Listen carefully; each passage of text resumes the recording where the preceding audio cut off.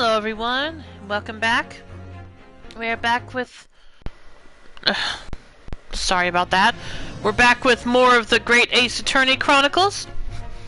We're starting with this because I wasn't able to stream Thursday night due to weather, so... hopefully that won't happen again for the remainder of me playing this game, but we'll just have to see. Anyway, last time we finished the second case, which was proven to be a tragic accident due to a misunderstanding. So yeah, Kazuma's death was completely a freak accident, and the entire ship had covered up for the ballerina, who was the one that committed the act. And I don't know, am I still the only one that feels that was kind of a lame way for Kazuma to go out? I mean, it's definitely more dramatic than it initially appeared, but still, I don't know. I don't know what I was expecting, to be honest. Anyway, now we're going to be starting the third chapter. And as usual, depending on the length of it, I'll only be going through one segment of the chapter for today, and then we'll pick it up again on Tuesday. So anyway, let's go ahead and get started.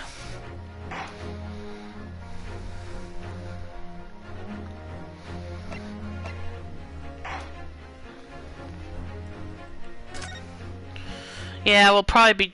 It says Investigation Part 1, so yeah, that's what we'll be doing today. Episode 3. The Adventure of the Runaway Room. Glancing over my records of the late last century, I am faced by the events of a certain bitter winter. A murder in a carriage as it sped through dense London fog in the dead of night. Though the victim and the perpetrator were the only ones inside, there were multiple witnesses to the crime itself.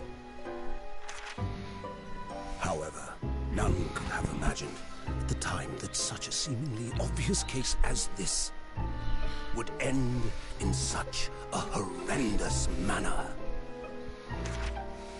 My friend, Mr. Herlock Sholmes, once said of the incident, I believe that perhaps that case was indeed the prelude.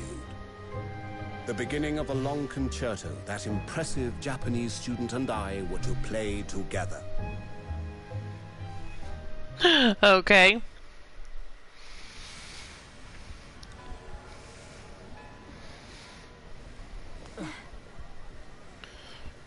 Amazing. Is this really just a railway station? Railway station or not, I've never seen such an enormous building before. And look at all the steam locomotives. This country is incredible.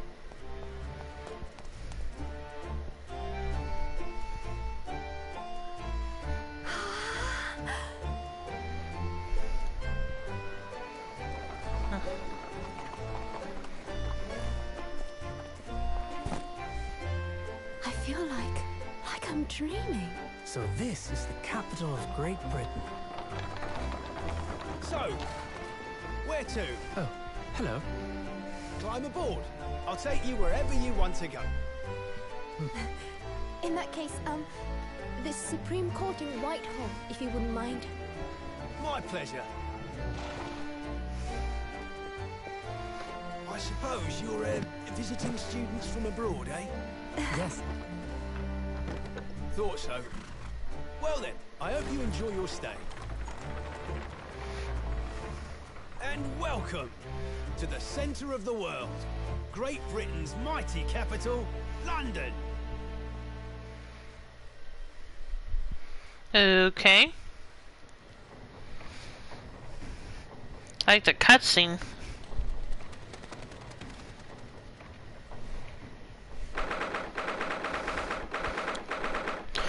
February 18th, 9:21 a.m. British Supreme Court, Lord Chief Justice's office.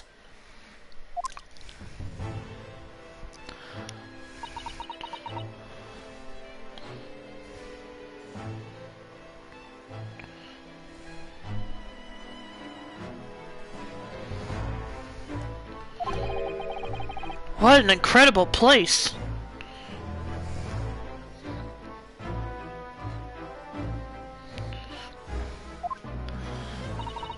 It's so imposing. It's almost suffocating. This place is breathtaking. It looks like a fortress. There are some stone buildings like this in Japan now, of course.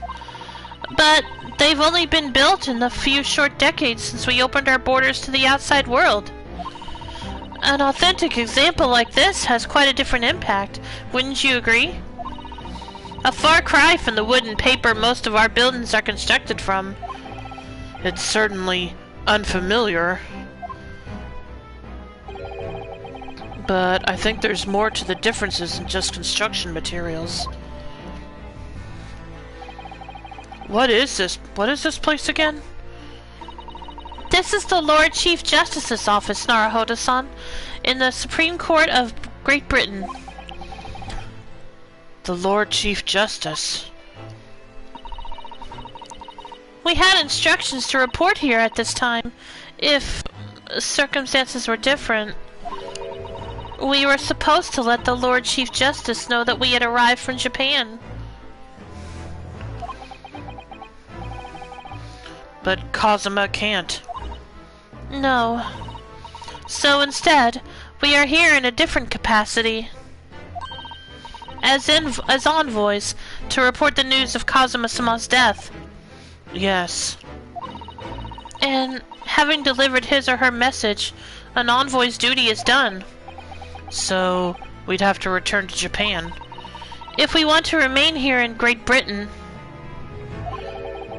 I have to take Kazuma's place as the law student selected for the study tour. Yes, which means you need the requisite qualifications as a lawyer. Which is what I've been studying for.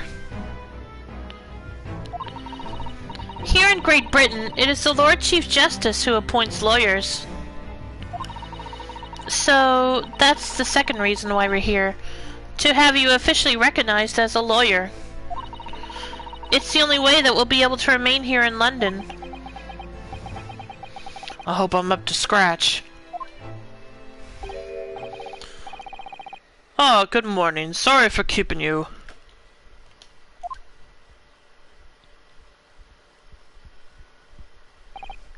Oh. I trust you aren't too exhausted after your long voyage from Japan. Humph. It seems I'm 1 hour, 12 minutes, and 47 seconds late. My apologies. Oh, no, don't mention it. Really? Have we been here that long? We're never happier than when we're standing around with nothing much to do. Okay. Whatever you say, Renosuke. How fortunate. So, introductions. I am Miles Strongheart, Lord Chief Justice of the British Empire. Ugh, and I feel like a little mouse under an elephant's foot. Come on, Mr. Naruhodo, don't be a mouse! Oh, It's an honor to meet you, Lord Chief Justice Strongheart. I'm Renosuke Naruhodo from the Empire of Japan. Well, Mr. Naruhodo, welcome to London, the capital of our glorious British Empire. Yes, thank you. Well, he's pretty welcoming at least.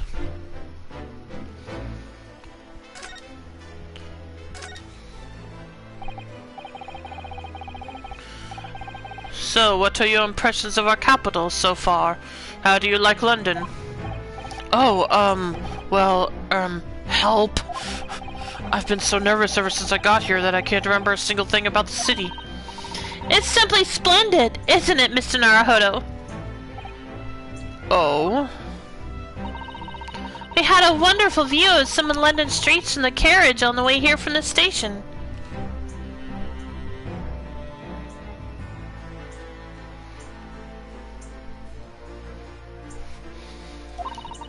Everything is so impressive and grand. I must say, I'm almost lost for words.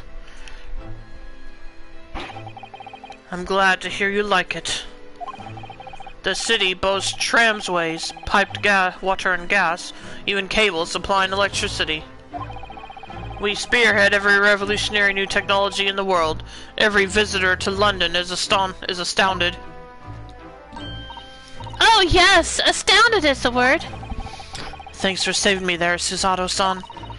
And everyone seems so jolly and full of vigor. Yes. There's much excitement about the upcoming grand exhibition we'll be hosting here in London. Great exhibition? Cultural and technological achievements from around the globe are to be exhibited here in our great city. It will be the greatest spectacle of its kind in history, and will make Paris's World Fair look like a toy shop. Gosh, I can hardly imagine how magnificent it's going to be. Great Britain's capital city is nothing but magnificent. London is the center of the modern world. Even if you do say so yourself. The sun will never set on our great empire. Perhaps it is fate that, in these progressive times, we welcome visitors from the land of the rising sun.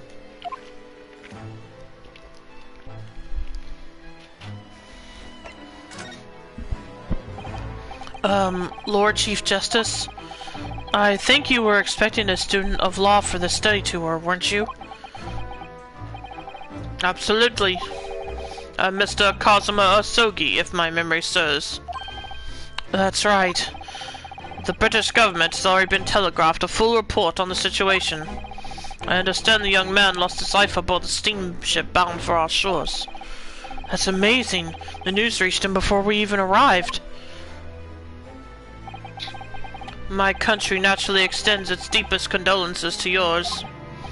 Oh, thank you. And you honored this appointment specifically to inform me of the news? Yes. We are here in the capacity of envoys from Japan to report the sad news in person.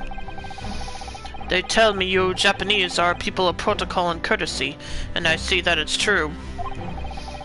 And it is with some regret that I must inform you that the death of the young lawyer means the study tour arrangement can no longer proceed.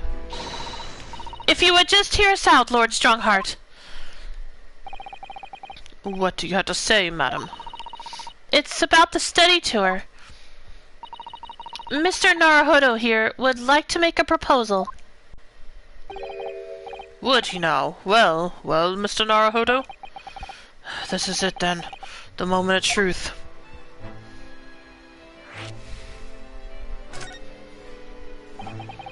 The thing is, Lord Justice, Lord Strongheart, I was wondering if perhaps you would consider allowing the study tour to go ahead. Don't misunderstand me. Britain would ideally like to see the tour go ahead. But without a lawyer from your country, there's nothing to be done. Well, in that case, what if there was someone else? Another lawyer from Japan, I mean.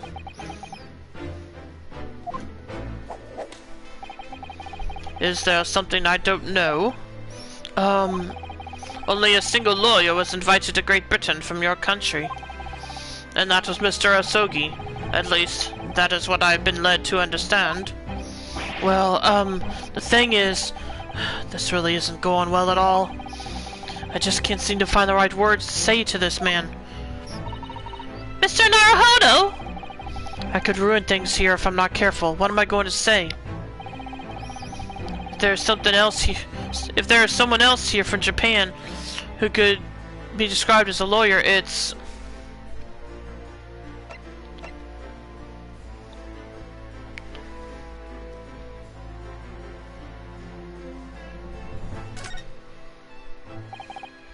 It's me. I can do it! Is that so? I mean, I don't actually have any qualifications as such, but... No qualifications, you say, and yet you still claim to be a lawyer? I have acted as a lawyer in court before. Only once, as it happens. And I had Cosima to help me, and I was the accused, but glossing over the details. I've been spending every spare moment on the journey here to Great Britain studying. I've learned all about British law and court proceedings while I was on board the SS Burya. The voyage from Japan is some 50 days, I believe. Not what you might call a full education. To become a qualified lawyer here in Britain, not only do you need a university degree in law, you must also complete several years of training. I realize it's far too short a period of time, but I can't just go back to Japan. Cosima, Mr. Asogi's journey had only just begun. Coming here on the study tour was all he thought about. I have to carry on and do everything he planned to do. I know it must sound like I have an overly inflated opinion of myself, but I would do anything to prove that I have what it takes. Any test you care to set me. Just one chance, that's all I'm asking for. Please! 31 seconds. Sorry? Your opening statement there, Mr. Naruhodo. It was 31 seconds long. Not too brief, not too protracted. A perfectly judged appeal, I would say. Which is a skill that would stand you in good stead as a lawyer. Oh, thanks. So, you're willing to put those words to trial, are you? Well, I'm all for entertainment. Huh? But let me ask you one thing first, sir. Yes? You say you intend to do everything Mr. Asogi planned to do. Are you firmly set on that path? Well, yes, that's my intention. I see. Am I imagining things? Or did his expression just alter a fraction there all of a sudden? Very well. You have your wish. I'll give you a chance. A test to become a specially certified lawyer. Whether you pass or fail is entirely down to you. Really?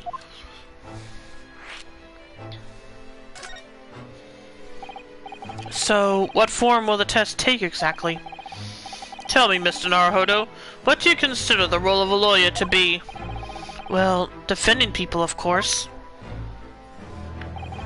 Well said. So, let's have you defend someone. Huh? Your timing is perfect, in fact. There's an apt trial about to begin later today. No advocate has been appointed for the defense as yet, so this will be welcome news. Today? Straight away? If you manage to secure a verdict of not guilty, you'll have passed my test. What could be simpler? How do I get myself into these situations? Well, could I ask what sort of trial it is? Is it, Lord Strongheart? Yes, good question. Ah, I remember. What do you mean you remember? It's a murder trial. A murder?! An extremely simple case, I understand. You really can't lose. That's easy to say. But I should mention, just in case, that the defendant is found guilty. He will, of course, be sentenced to capital punishment. Capital punishment? He'll be put to death? Here in Great Britain, murderers are sent to the gallows without exception. Presumably you read that much in your short sea-based introduction to British law. We can't possibly agree to such a test! We would be toying with a man's life! I am the Lord Chief Justice, and I've decided it's acceptable. But you can't do that, can you? There's no need to overcomplicate this. All you have to do is ensure that you don't lose. So the defendant may live or die, depending on how well I perform in court? If I lose, he'll be hanged. Mr. Naruhodo, you've come to me claiming to be a lawyer. If you want me to take you seriously, you need to prove you're willing to do a lawyer's job. And you say you intend to see through the will of your compatriot, Mr. Asogi. I would like to understand just how far you're willing to go in order to make that happen. He's testing my resolve. What's the matter? You've fallen silent. I'm sorry, but time is pressing. The trial begins shortly. I need an answer from you now. What's to be? What do I say? Do I agree to this absurd test? Don't see how we have much choice, so... Alright then. If I have to give you a decision now, my answer is... I can't do it! I can't get the words out! Oh, come on! 15 seconds. Your decision making needs work if you want to be a lawyer. That was too slow. So, it's as I suspected, is it? Sorry? You have noble intentions, but lack the resolve to see them through. The test is cancelled. Thank you for stopping by. Go and acquire your ticket for passage back to the east tomorrow. This conversation is over. Yes, Lord Strongheart. Thank you for offering me a chance. Mr. Naruhodo? I'm sorry, Miss Susato, but what could I do? It's alright. I understand. You do? It's not an easy decision to choose whether to defend a man in these circumstances. But resolve has absolutely nothing to do with it. What are you trying to say, madam? I think what Miss Susato means is that no matter how badly I'd like to be recognized as a lawyer and stay here in Great Britain, to risk another man's life by treating his one and only chance at a trial so trivially, would be utterly unforgivable, and I feel exactly the same way.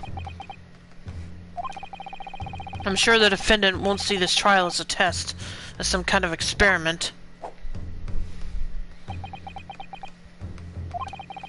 A lawyer may fight for his clients in court day after day, but for each one of those clients, the particular day they stand in the dock may be the only chance they have to fight to prove their innocence. No, I was wrong. I'm not qualified to do that job yet. I'm sorry for wasting your precious time, Lord Chief Justice. Wait, Mr. Naruhodo! Oh, was there something else? It's approximately 20 minutes by carriage to the Old Bailey from here. If you leave immediately, you should still be there in time. But I just said that! I was quite serious in what I told you. The defendant in this case has literally no one to advocate for him. What? At this point, he can't hope to find someone to represent him. The trial will begin without a defense. And if that happens, there's only one possible outcome. He will receive the most severe sentence the judge can pass down. But that's awful! But that is the truth. Why does it have to be like this? Please, don't expect an answer to every question. The cold, hard truth of the matter is that there is only one person now with a chance to save this man from a very miserable end. And that is you. I'm really his only hope? So, what do you say now, madam? Me? What do you mean, Lord Strongheart? You said it wasn't an easy decision to choose whether to defend a man in these circumstances, and I agree. But in my estimation, it is purely and simply a matter of resolve. Oh. Our time is up here. I have a meeting to attend. I must leave in 2 minutes and 16 seconds. So, venture to our great city and enjoy yourselves.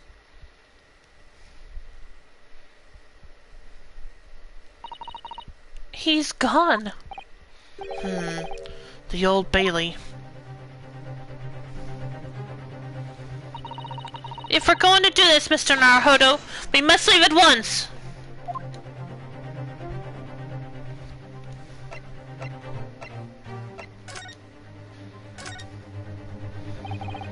Mrs. Otto, can I just ask you something?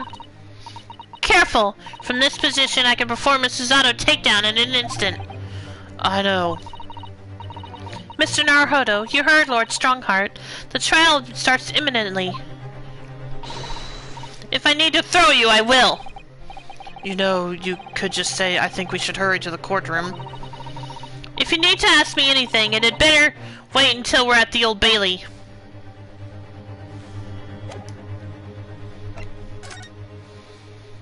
Alright, let's go.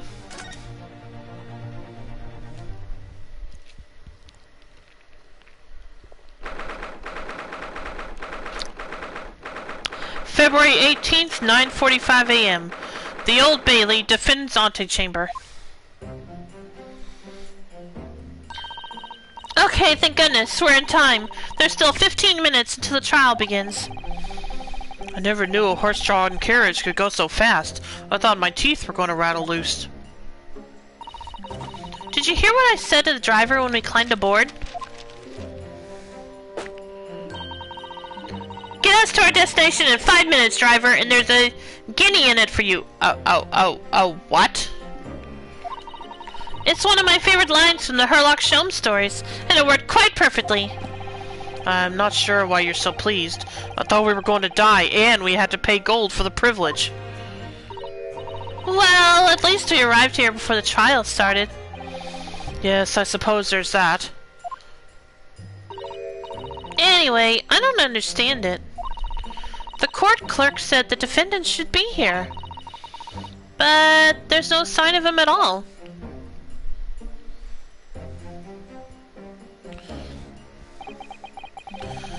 So this is the Old Bailey. Even this room for defendants to wait in is grand. Are you alright, Mr. Naruhodo? I'm feeling tense, that's all. This place gives me the same sense of foreboding that I remember from the Supreme Court in Japan. An oppressive air, almost as if the building itself is going to crush whoever is about to be sentenced. It feels like only yesterday that I was the one about to be crushed. Yes, whoever the man you're to defend is, I imagine he's feeling very alone at this moment. Top of the morning to you, madam, sir. What are you doing following me here? Things are very desperate, aren't they? Sorry? Would you look at those expressionless faces? From the East, are you? We're from Japan, yes. Ah, Japan is it right. Say no more. So, how much do you need? No, we're just here because... No need to explain, fella. I've been there myself, so I have. No place to go, nothing to eat, barely a penny to your name, and all while in exchange for away land. Well, actually, we haven't found a place to stay yet, no. 'Tis grand. Let me start by giving you 1,000 guineas. Say nothing now. 1,000 guineas? Please, Mrs. Otto, you don't have to shout. But 1,000 guineas is enough to build an entire mansion in the most prestigious area of Tokyo. What? 'Tis nothing to me at all. I like to ensure I have sufficient funds to weather a rainy day, you see. I have enough wealth to buy the city of London 2 or 3 times over. Could that much rain even fall in one day? Well, even so, we couldn't possibly accept such a large sum of money. Ah! That hit me in the eye! don't get me wrong, fella. I'm not giving it to you, no strings attached. I'll be wanting you to do something for me. Oh? To be honest, 'tis a little embarrassing. The trial that's about to begin, you see, is for me good self here. I'll be in the dock. So now, what I want you to do is come along with me and stand there beside me. Officially, you'd be my lawyer, but that's a little detail now. Oh, well, the thing is... Don't worry about a thing. All you have to do is stand up there next to me, nothing more.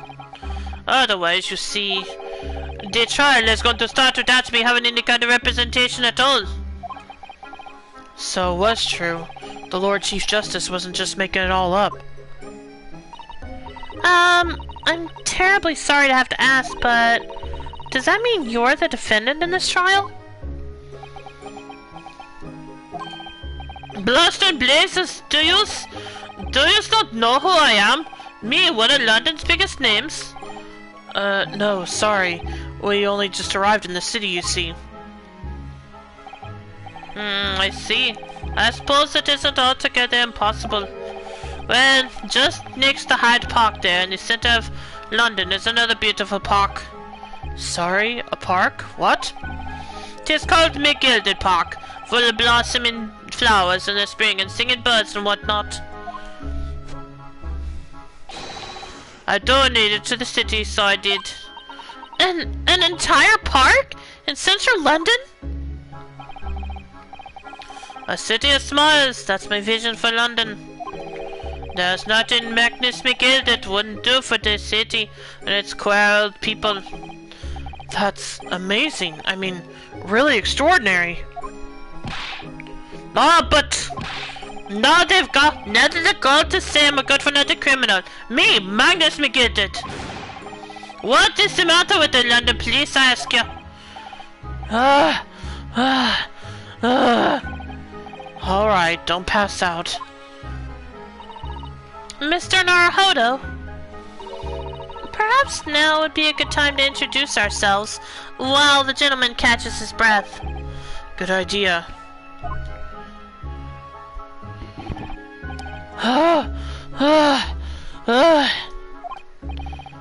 Mr. McGilded, the thing is, we're actually here in London to study British law. We're law students on a study tour from Japan, you see. So, if you don't have a lawyer for the trial yet, and you'd be happy to put yourself in our hands, we'll do our best. What was I after saying, you daft idiot? I've given you 1,000 Guinness to stand up there next to me, haven't I? Well, yes, but I wasn't really offering to just stand up there next to you.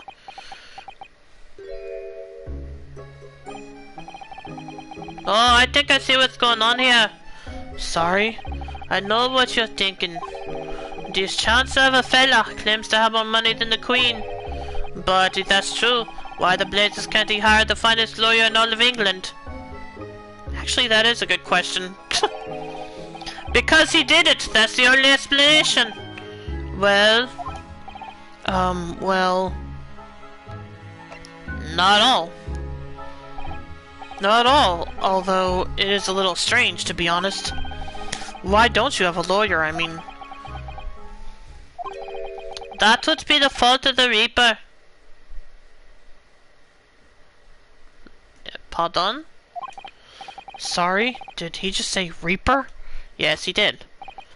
Aye, the Grim Reaper of the Bailey, Lord Barak von Zeeks. He is the prosecutor. Ah.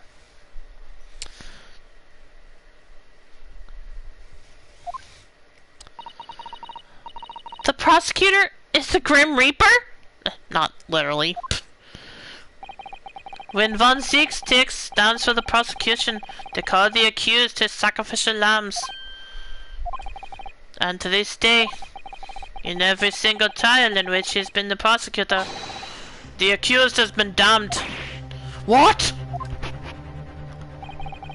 So it's reached a desperate situation where there's no one willing to stand in defense against the fella at all.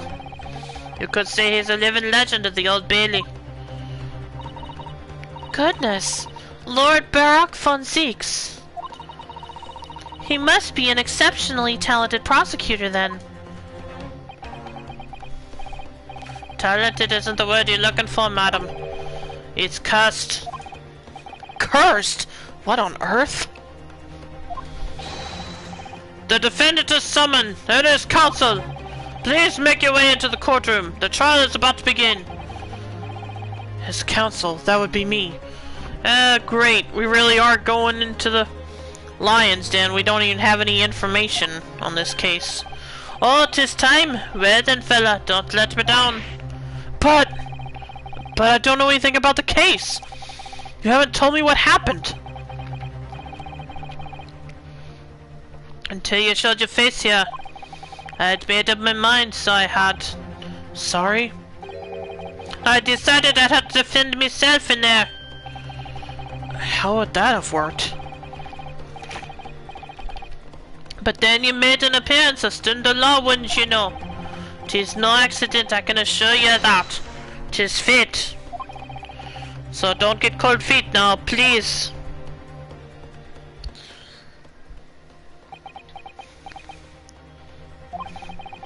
I literally know nothing about the case, or about this man who stands accused.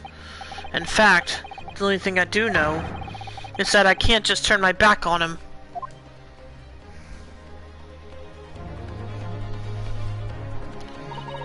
Mr. Naruhodo? The man has no one. He'll have to stand alone in that courtroom, armed with nothing to defend himself. Yes, something that Cosmo would never have allowed to happen. Counsel for the defense, what are you doing? If you're late for the start of the trial, you will lose your right to stand.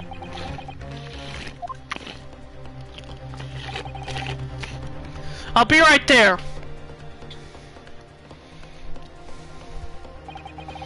It's happening then. My first trial in a British court. I hope you're watching over me, Kazuma. Because I have no idea how I'm going to manage this.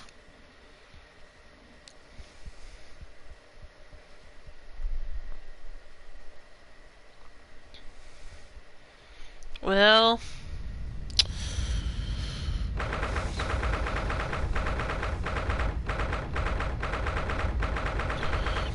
February 18th, 10 o'clock a.m., the Old Bailey courtroom.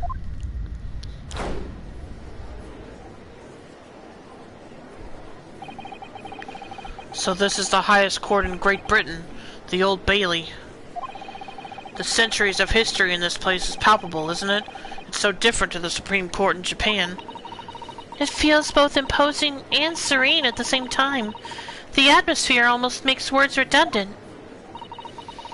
Whatever the country, determining a person's guilt or innocence is always a solemn affair. May I say something, Mr. Naruhodo? Oh, yes, what? Your eyes look ready to pop out of your head again. I know, but I just can't help it.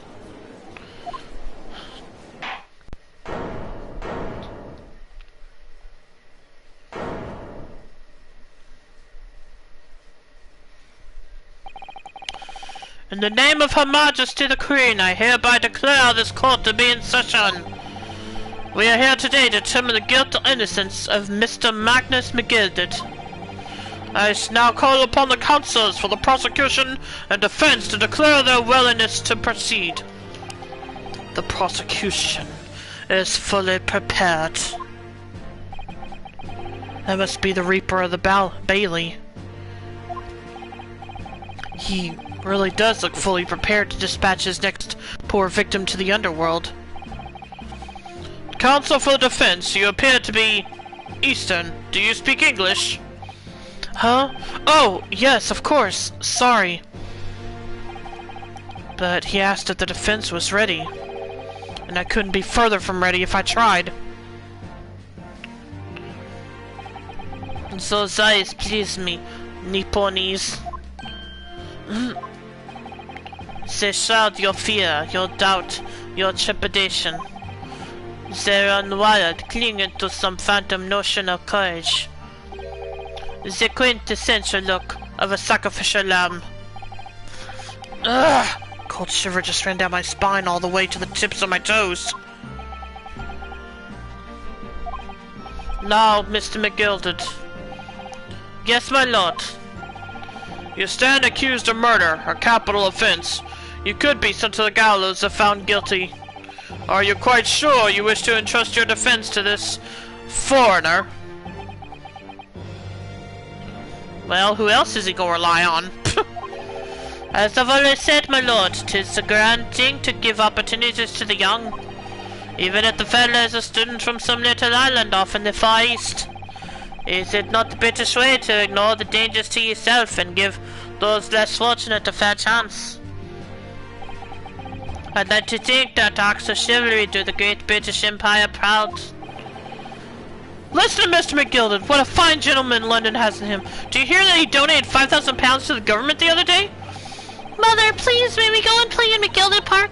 It seems as though everyone in the public gallery is firmly behind Mr. McGilded. That's definitely welcome news, and he certainly has a way with words. I'm surprised he couldn't convince anyone to defend him. Eloquently put, Mr. McGilded, and most laudable sentiments. Now, ladies and gentlemen of the jury, I am sure I need hardly remind you that you 6 members of the public have been selected for your impartiality. Are you ready to proceed? Why was that one guy allowed to bring a knife in, though? Also, is the old woman on the right doing some knitting? Anyway. Yes, my lord, at the task is said to send rotters to the gallows where they belong, I'm more than ready. At the manor, his lordship always says we should dispose of rubbish promptly. Naturally, I agree. Ha! Any criminals here will soon be wishing they never set eyes on me. Hi.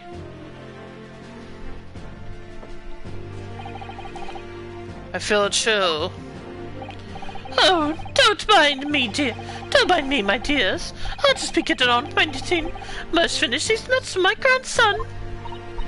Ah, Mr. Arhodo, those people are... The jury, yes. That's something we don't have in Japan yet. That's right. I've only ever read about it. But here in Great Britain, the court's final verdict depends on the opinions of these 6 jurors. The judge passes sentence according to the law, but the jurors determine guilt based on common sense. So the defendant is ultimately judged from 2 completely different points of view. But how exactly do the jurors give their verdict? That I don't know, but I'm sure it'll become clear as the trial progresses. Yes. Prosecutor Von Zeeks? My lord? It's been a number of years since we've seen you here in the courtroom. I thought you'd renounced your fame. I've known as the Reaper as the Bat Bailey, my lord. Infamy, rather than fame, I would say. But yes, 5 years have passed since I last spread my wings in this capacity. So, what brings you back? Is there some change of circumstance of which the court should be aware?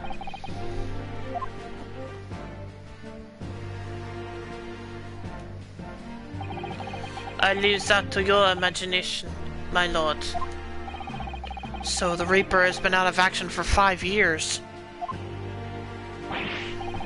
Why do you have to choose today of all days to make a comeback? Don't lose heart, Mr. Naruhodo! As you wish, sir. The court nevertheless welcomes your return.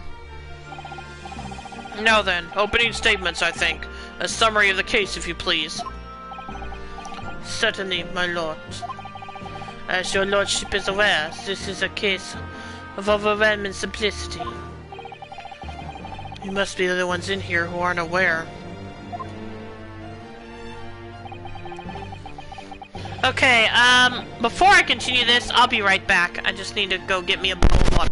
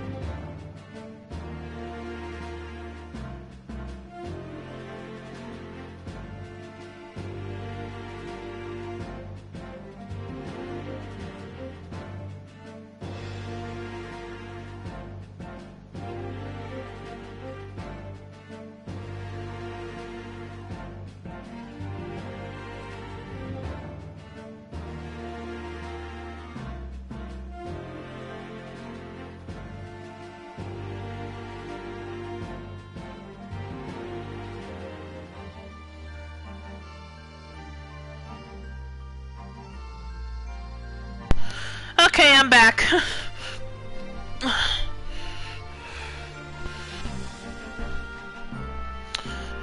And now to actually get the details of what happened. The incident took place in the late evening. 3 days passed. The hour was some minutes after 10. The victim was a maker of building bricks known in the community as the thrice-fired mason. Okay. Sorry, thrice? He is a very accomplished craftsman. The bricks he fired were said to be almost indestructible. The victim's corpse was discovered in an omnibus in service on the streets of London at the time. A dagger that had been thrust into the victim's abdomen is believed to be the ultimate cause of death. Oh, sorry, that was Van Zeeks, not the judge. Here's the autopsy reports from the investigating medical officer at Scotland Yard. Thank you, counsel. I shall accept that and the evidence, and the photograph as evidence. The autopsy report has been entered into the court record. A report prepared by the Scotland Yard coroner. It gives the cause of death as internal hemorrhaging as a result of a single stab wound to the abdomen.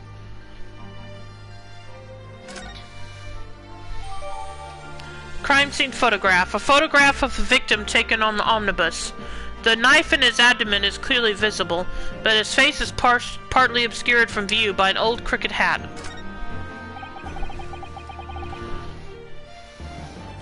I want to take a look at the photo real quick.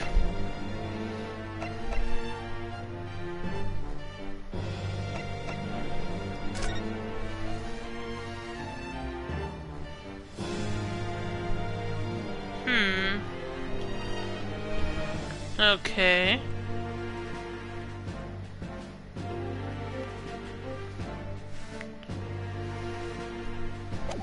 That's interesting. I wasn't done yet, though.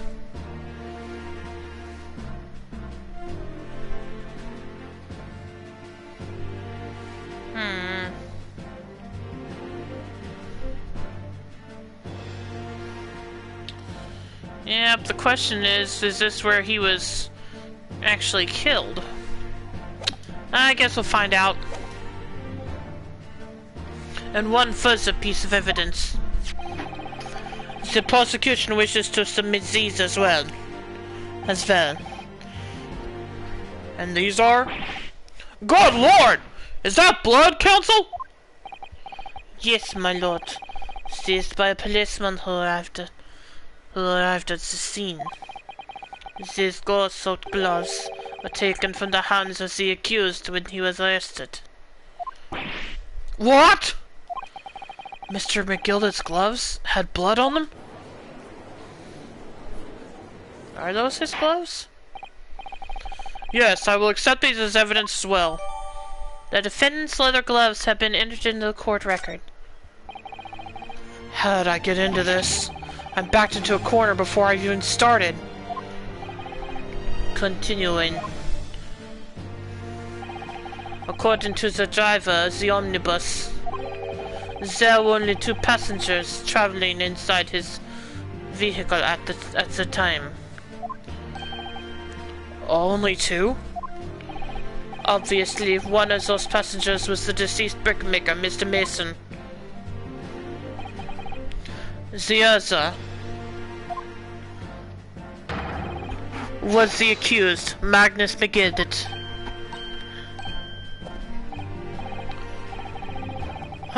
Well, rather damning circumstances to say the least. Defendant, what say you? Well, of course, I have no recollection of such a thing. Mr. McGilded! To be sure, I rode the omnibus that evening. But whenever I'm in a carriage, I'm taken with a fierce tiredness, and I always succumb to it. Are you claiming to have been asleep? 'Tis the motion of the carriage, my lord. Lilting so it is, and when I opened my eyes again, 'twas a desperate sight before me. The body of a man I've never laid eyes on before in me life. Now I ask you, what good-hearted soul wouldn't rush to help a fellow bleeding from his stomach? Well, I wasn't about to start worrying about my gloves now, was I? I reached out to give the man a hand. So the blood got onto the gloves then, after the man had been killed. Unfortunately, that statement of the driver's is only the beginning. What? That's not all of it? There were multiple witnesses, excuse me, to the precise moment at which the brickmaker was fatally stabbed.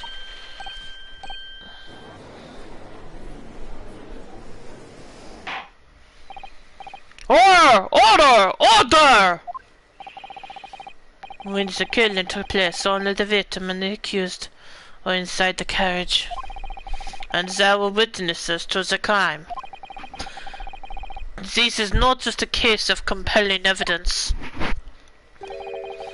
It's the nail in the coffin for the accused.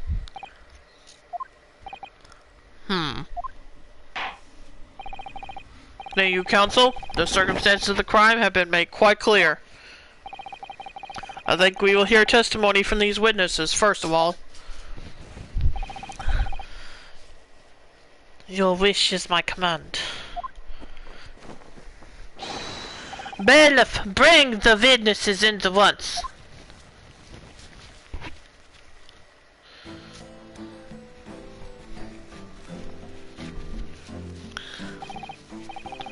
Witnesses, your name and occupations. My name is, well, everyone calls me Beppo. I drive an omnibus in the East End. Bruce Fairplay, I'm a banker in the city. My name is First. Lady First. Oh my gosh. I make hearts for gents. Okay, hold up. What's the names of these guys? Beppo, Bruce Fairplay, and Lady First. Okay.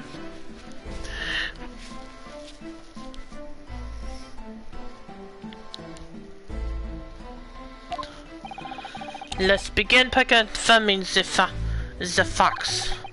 3 days ago, at a short time after 10 o'clock in the evening, all of you present in the stand were in an omnibus and witnessed to the aforementioned incident. Is that correct? Yes, sir. Quite right. Yes, sir. That's right, sir. Very well, then. Let's proceed to your formal testimonies, please. Each of you will tell the court precisely what you saw.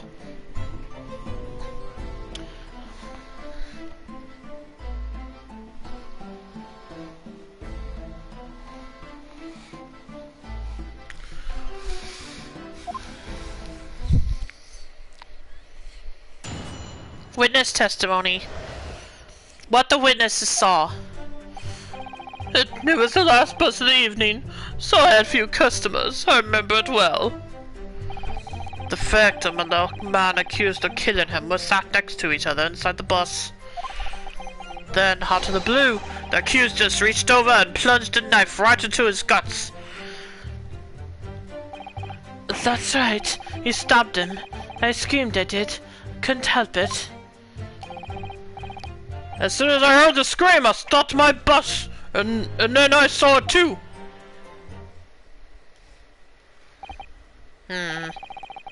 Unambiguous testimony, I must say. Exactly, my lord.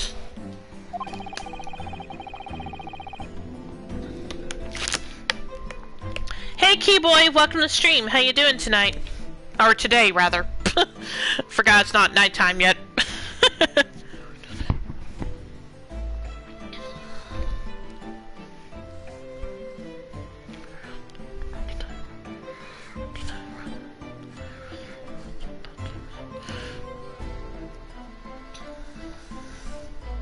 I'm doing good, thank you. Yeah, no problem.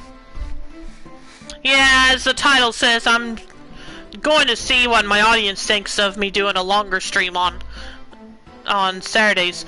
As for this game, as usual, I'll only be going until I reach the end of one part, which will be determined when it says to be continued.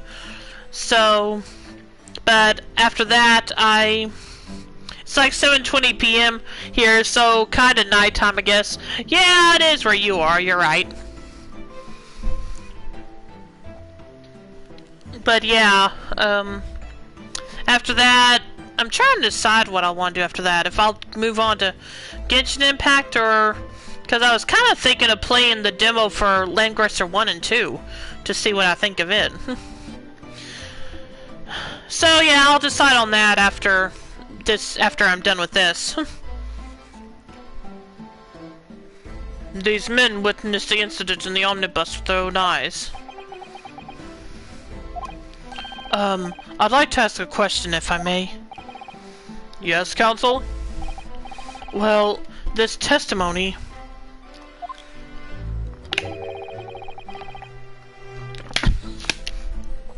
makes absolutely no sense to me whatsoever. Same here. Why not? Well, the incident took place inside a moving carriage, didn't it? As has been clearly stated from the outset, yes. I'm playing Scarlet Nexus. I've been meaning to go back to it and finish Kasane's did Yurito's ages ago. Oh, that's cool.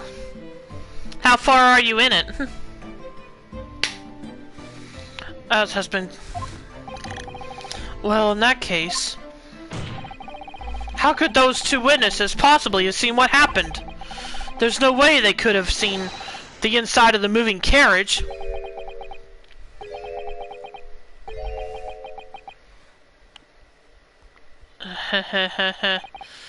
How quaint. I dread that civilization in the Eastern Islands nations took a century behind their own. But you're here in London yourself. Are you really so ignorant about our omnibuses? Huh? I've just done the flag part in Kasane's. Oh, okay. Tell me, my Nipponiscent, have you even traveled in an omnibus? Well, no. We, only arrived in London this morning. No matter. I've arranged for us all to see for ourselves. The actual scene of the crime, that is. Oh, well that'll help. What? Do you mean, the actual scene? How? The carriage is designed to be moved, after all. Presumably you understand not much. Oh. Yes. The omnibus in which this bloody crime took place is here today, in this very building. Here? What? The entire carriage? Bailiff! Bring forth this sticking omnibus!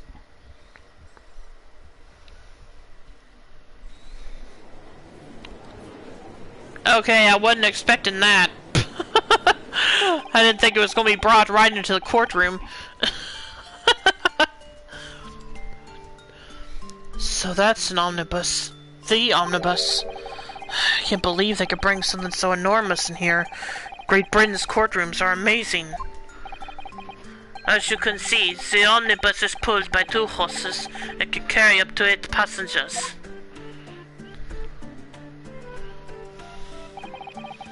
4 passengers seated inside in the enclosed cabin, and another 4 on the rooftop deck above. Every Londoner knows that the best views of the city's architecture and sights are to be had from the top of an omnibus. And I should point out to our foreign guests that there is a skylight in the roof, allowing a view of the interior from the seats above. Oh, a skylight. Oh! The penny drops at last, I see. These 2 gentlemen were occupying the rooftop seats on this omnibus when the murder took place. That is how they came to witness the grim incident. So this skylight. That makes perfect sense. Well, counsel, this is a first. In all my years behind the bench, I've never experienced the crime scene itself being brought into the courtroom. There are a number of important clues remaining inside the carriage, my lord. I would like to submit the omnibus itself as evidence. That is the prosecution's wish.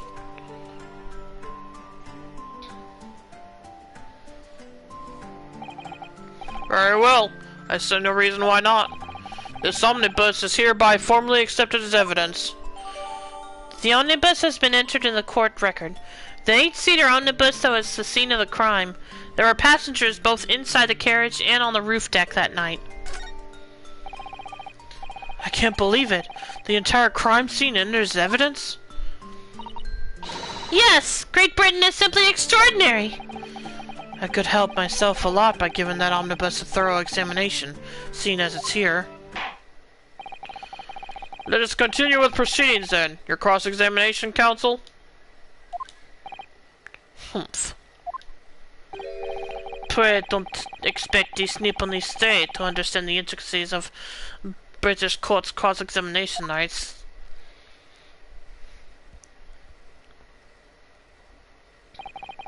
Alright, my first cross-examination in a British court. Focus, Renosuke. Focus!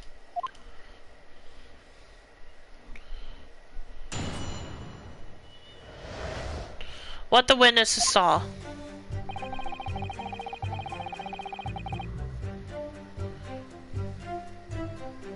Hold it! Yes, I think it was sometime after 10, wasn't it? Oh yes, that's right, sir. Yes, ever so cold it was. For freezing, in fact. What the heck is that? Oh, okay.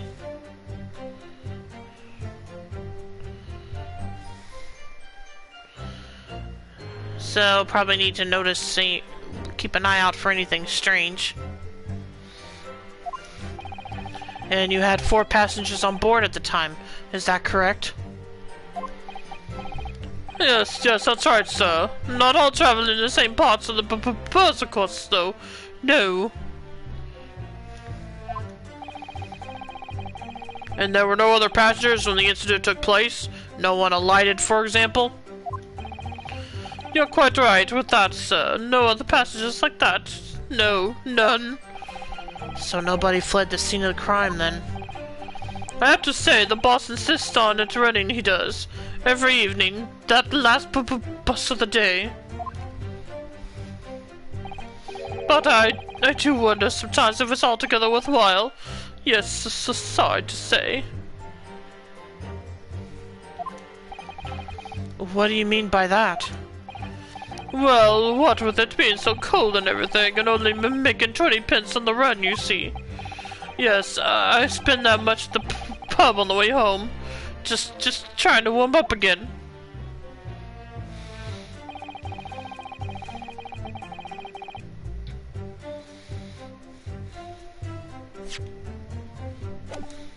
Hold it! And you saw them through the skylight in the roof by the carriage? That's right, when you sit up on top of the deck. The window's right there at your feet.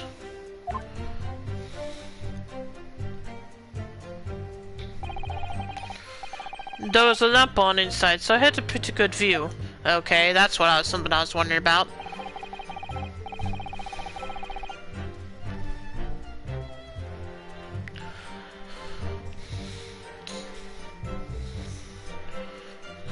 The two of them were wearing hats, and I couldn't exactly make out their faces. But there's not a shred of doubt in my mind that it was Mr. McGill that... How can you be so sure? Well, how can I put it politely?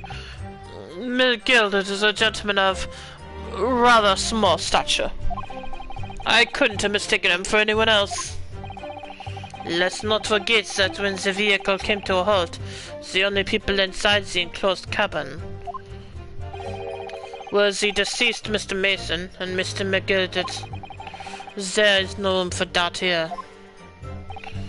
Ugh, I really wish there was.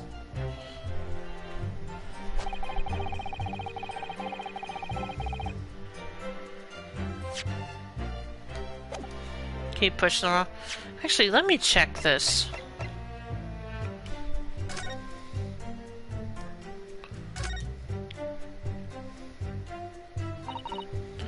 Well, let's open the door and go inside, shall we? The scene of a murder. It's horrible.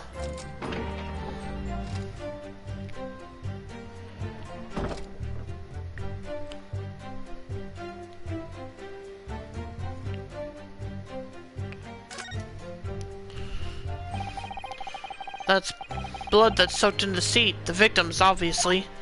Yes, and that seat would be clearly visible from the roof deck. Would you really stab someone in full view with the other passengers like that, I wonder? Well... Good luck to Finn, Scrooge McDuck against Dracula. Yep! Welcome to the stream, Soup. How you doing today?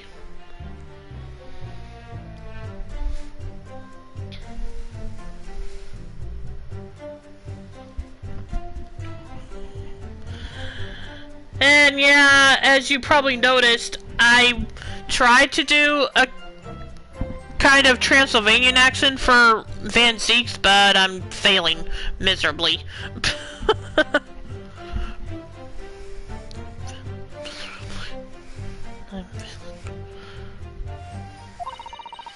And there was a lamp on.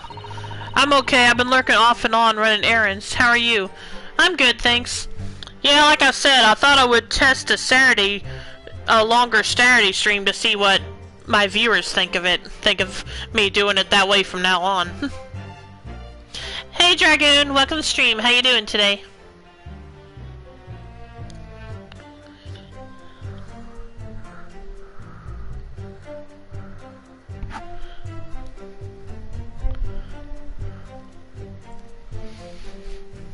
Of course, I'd have to think what I'd be doing in that amount of time, with that much extra time, but I'm sure I'll come up with something.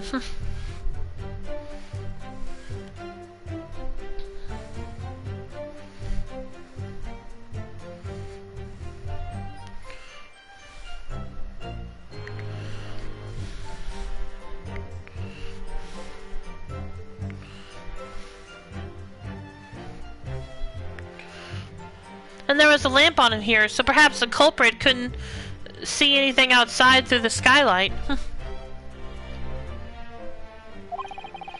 Whichever way you look at it, it doesn't seem like it was a planned attack. Really?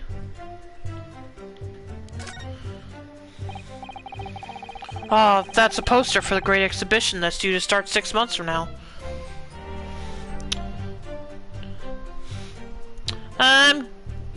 I'm good rounding up stories for the pro wrestling podcast tomorrow. I think I got a name for it. Sounds good. There's a lot of focus being drawn to the Crystal Tower, the centerpiece of the whole exposition. Ooh, the Crystal Tower. It's under construction already, I believe. People all over London must be fizzing with excitement at the prospect of such a grand event.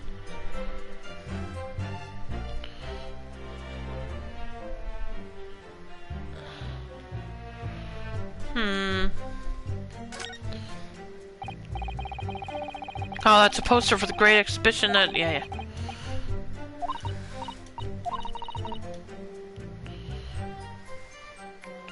Wait, what?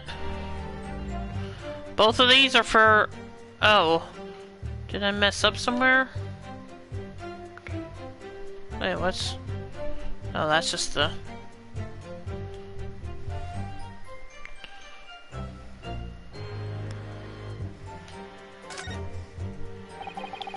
this seat looks reasonably soft, but it's actually rather hard when you sit on it. And only just wide enough for 2 gentlemen to sit side by side, really. Of course, an English gentlewoman would be dressed in such finery. It would be quite impossible for her to climb up to the roof deck, so she would have to be seated in here. A woman in a kimono would have the same problem. Women's clothes are very impractical, aren't they? I was kind of curious about this, actually. The seat has a handle, it seems. Oh, hello.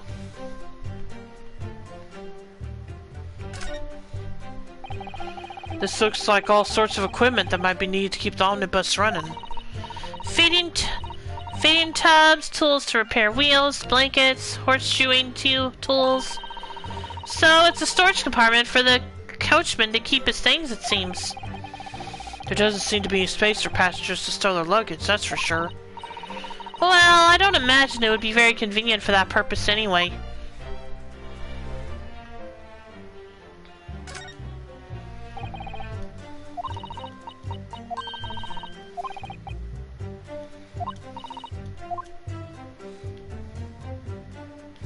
This side didn't have one. Interesting. It's quite a large skylight, isn't it? Yes, quite large enough to afford a good view into the cabin from the roof deck. And there doesn't appear to be a handle or catch of any description.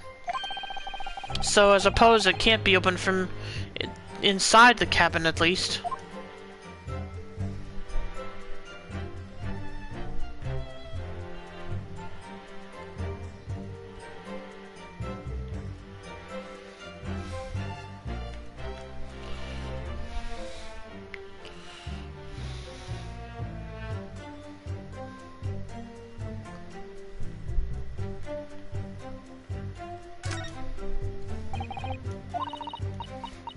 Okay, so that's all that's in there.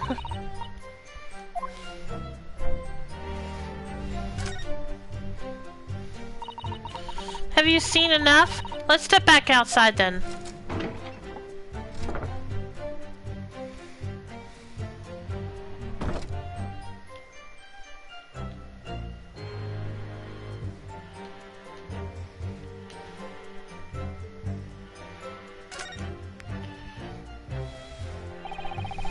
You can certainly see inside the carriage to this opening, that's for sure. Yes, and there's a lamp in the enclosed cabin. So I'm sure the witnesses would have been able to see quite clearly. That's not good for us.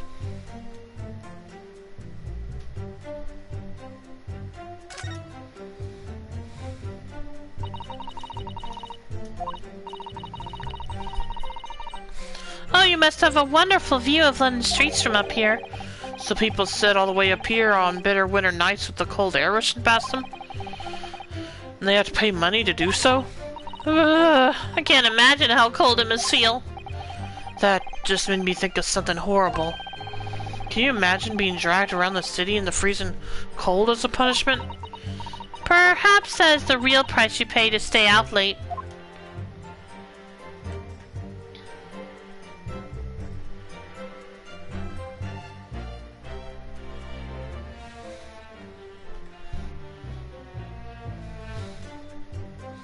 Yeah, I guess I can't check the ladder. How did I not notice this until now?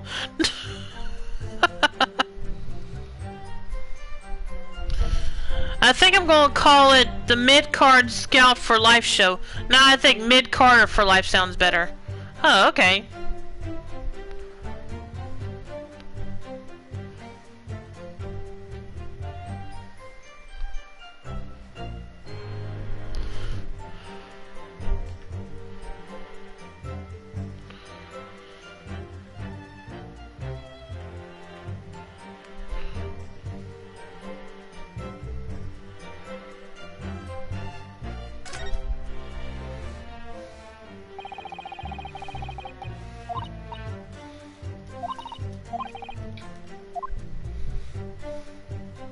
Wait, what'd that say?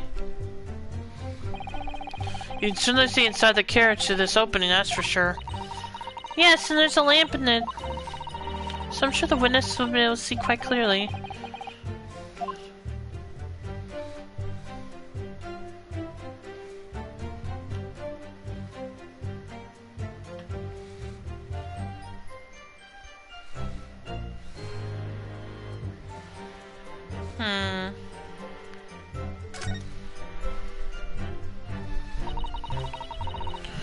Jan, welcome Nymphia, how you doing today?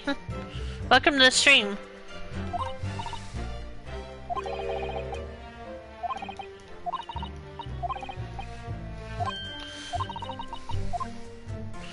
Okay, I think that's enough.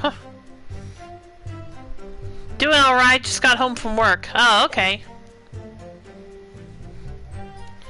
Then out of the blue, the accused just reached over and plunged now. Hold it! You actually saw the exact moment it happened? Didn't I already testify to that? Oh, fair dinkum hard-working city banker's not considered trustworthy these days.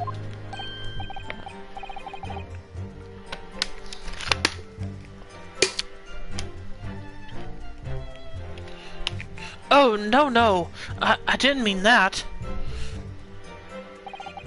This is no good. I've really got his back up. Perhaps you could just tell us what you saw in the little... My lord! Juror number 3? What's the meaning of this?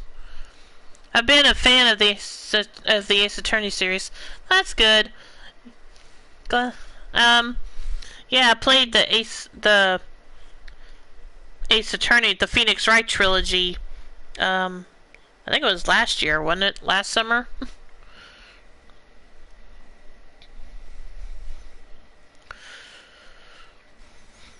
Well, I finished it last summer anyway. I probably started early before summer because I stopped in between entries in the trilogy to play other games. I have the Phoenix Wright series on PC, never heard of it till I had on the DS. Oh, okay.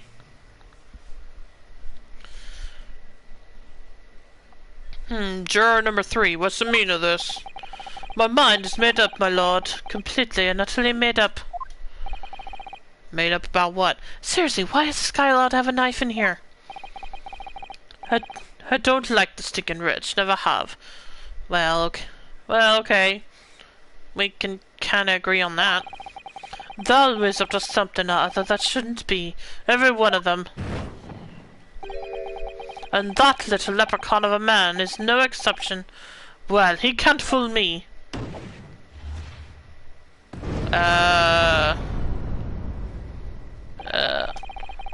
There's no point wasting time listening to any more of this. That's my opinion on the matter, anyway. That's precisely what I was about to say. What is going on here? As the foreman of the jury, it's my duty to set a good example to my fellow jurors.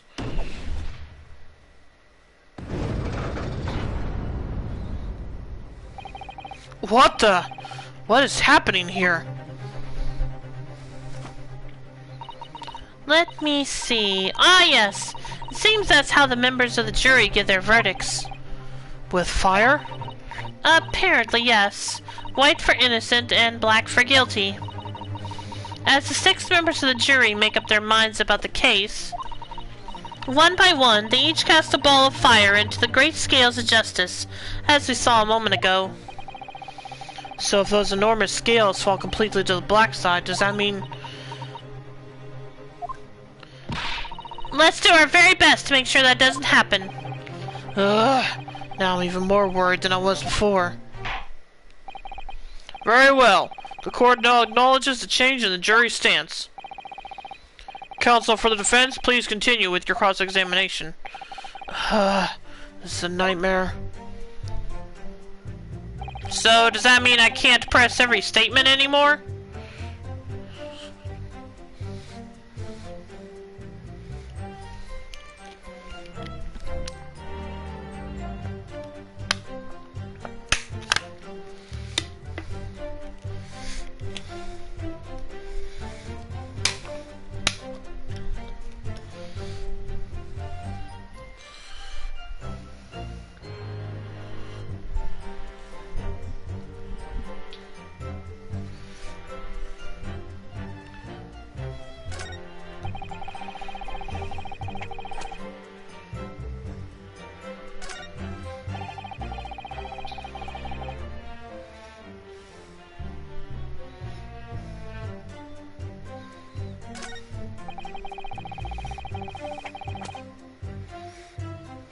Saw what?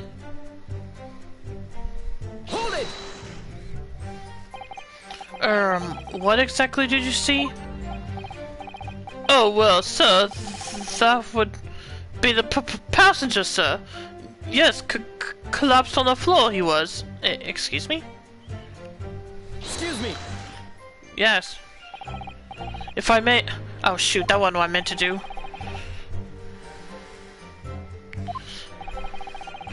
That last statement appears to have given you pause for thought. Has it? I don't think... Not really.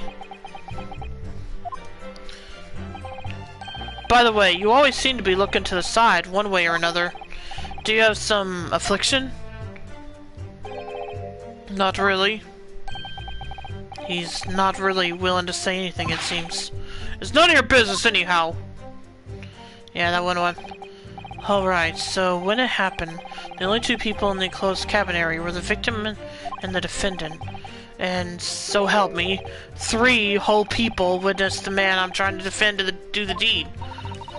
I don't like to be pessimistic, but we do seem to be in a rather difficult situation here. Ugh! What am I supposed to think here? Is Mr. McGilded really innocent? Or could it be...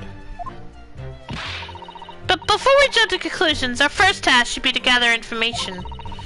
We need to understand the case much better than we do at the moment. Yes, you're absolutely right. Let's listen to those witness statements again, a little more carefully this time. Yeah, and let's not do what I did last time.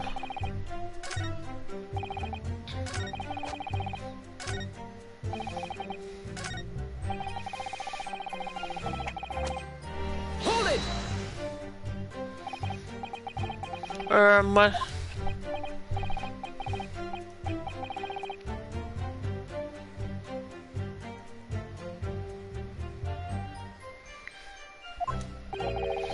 And by the passenger, obviously you're referring to the victim, Mr. Mason, the brickmaker. And then the other passenger had that knife in his hand, like this. By the other passenger, obviously you're referring to the accused, Mr. Magnus McGilded. And then he plunged it down like this, stabbing the other passenger in the belly. What?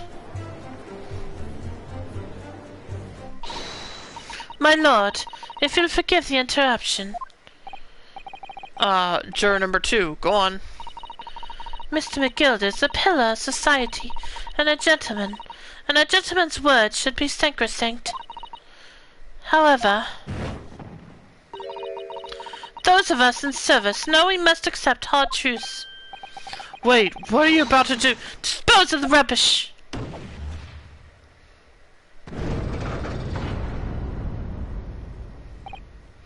No! I don't wish to cause offense, but I do like to eradicate all traces of filth and grime.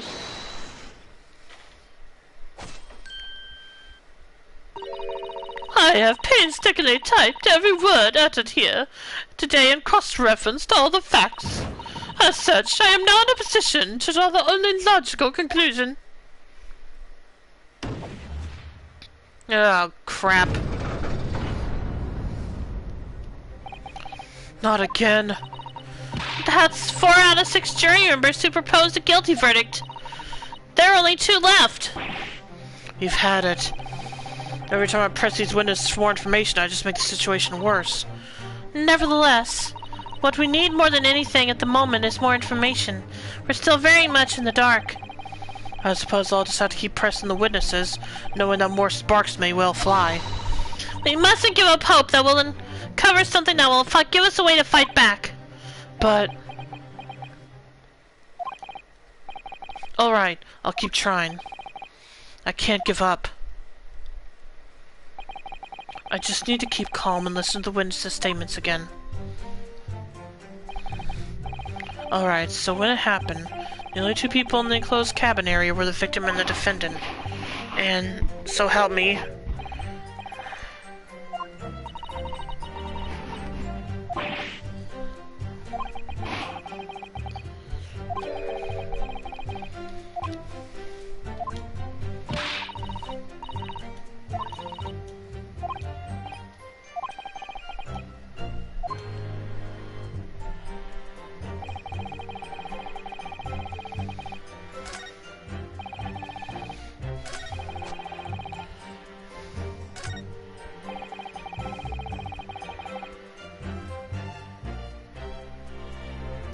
well, here we go. You stabbed him, you say? You were sitting up on the roof deck, were you? Yes, that's right, sir.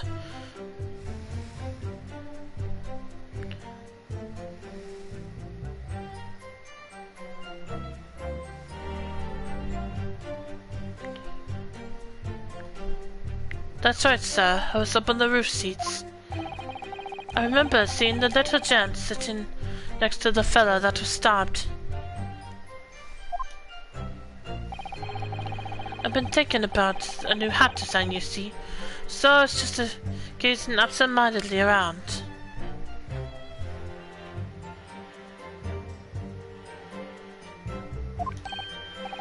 But then I happened to look down through the skylight.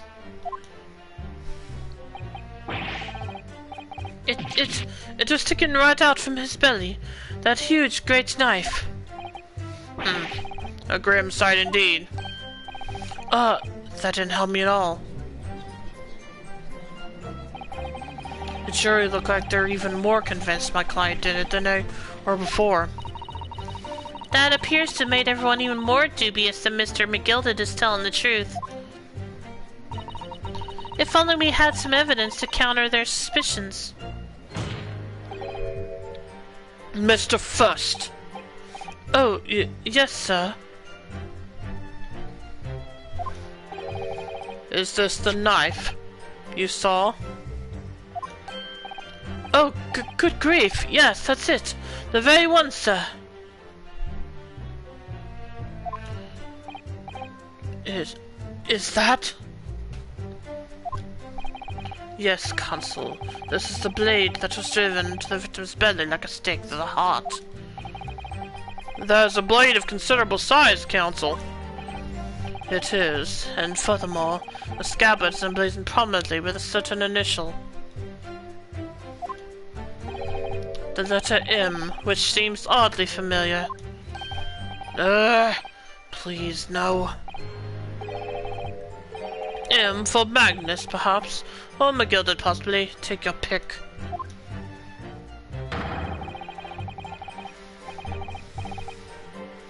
It seems this particular big name in London made a magnificent mistake.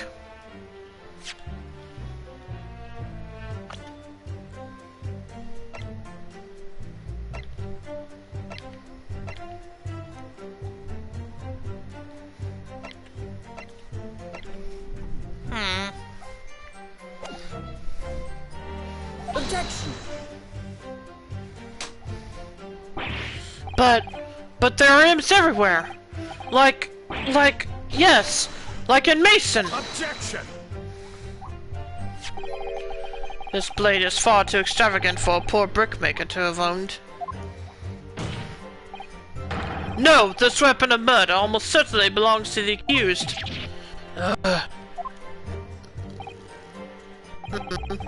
Not conclusive, but certainly compelling, counsel. The murder weapon has been entered into the court record. The largest knife that was found lodged in the victim's abdomen. Its quality and fancy ornamentation suggest it must be quite valuable.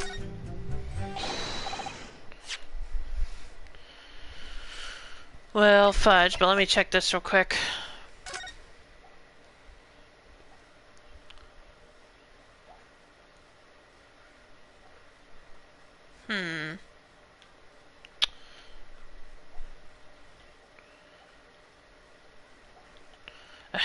Trying to figure out how to...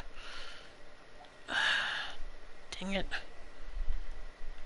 Can't figure out this... to get this turn around completely. Okay, there we go. That's good enough. An ornate letter M, undeniably Mr. Magnus McGilded's initial.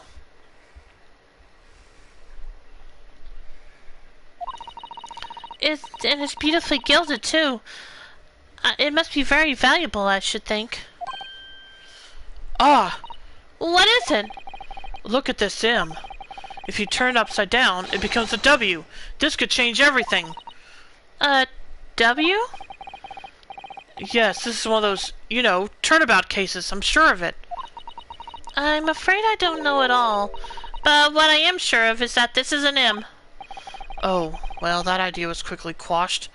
I don't know if I agree.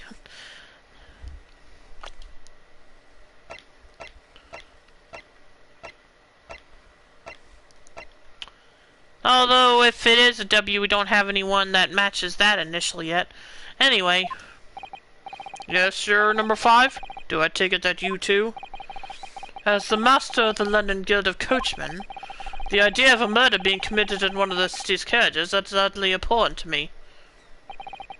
It wouldn't be right to make a decision before hearing all the facts, though, I said to myself. But I've heard enough now. The horse is bolted, so as they say. No, no, please! Just keep my mind a little. Get up now, Silverblaze! The finish is in sight! Ah, crap. Beppo is a long-standing member of the guild, and I trust what the man says. Oh, thank you, sir. You're too kind. This is too unkind, sir. Which now means that 5 jurors agreed to condemn this man.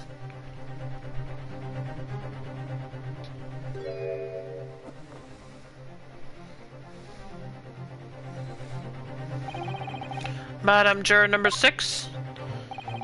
Yes, dear. What can I do for you? You have heard the testimonies of the witnesses in the stand. Oh, yes, I certainly have. Still got my hearing, you know.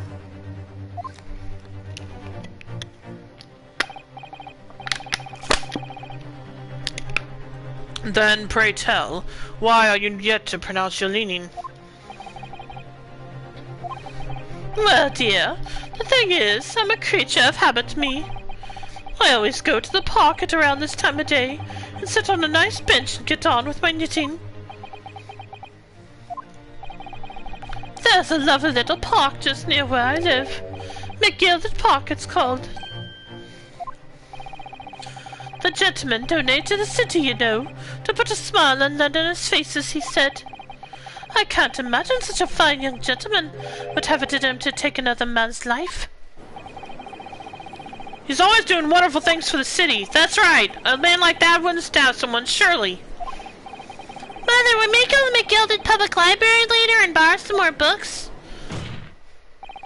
How many Londoners live with their heads in the clouds? Do you people not know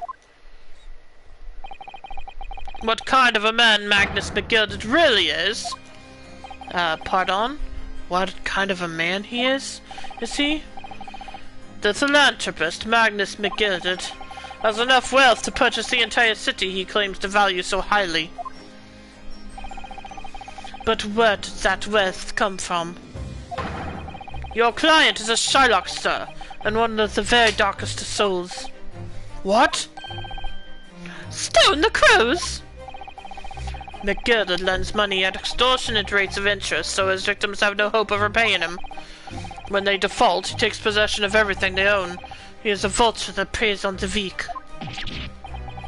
I never heard any mention of that before!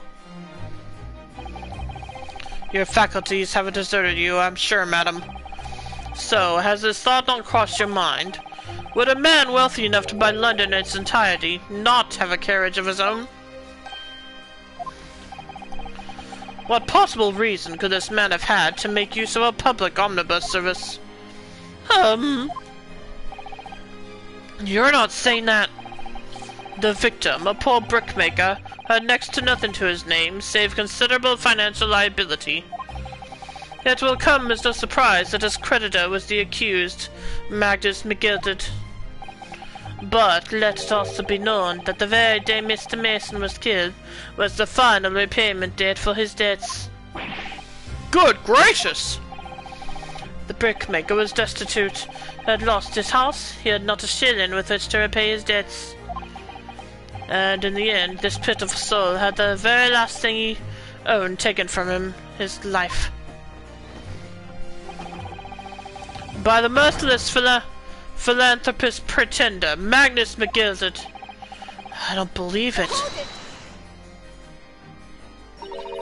If I might add something briefly, Mrs. Otto?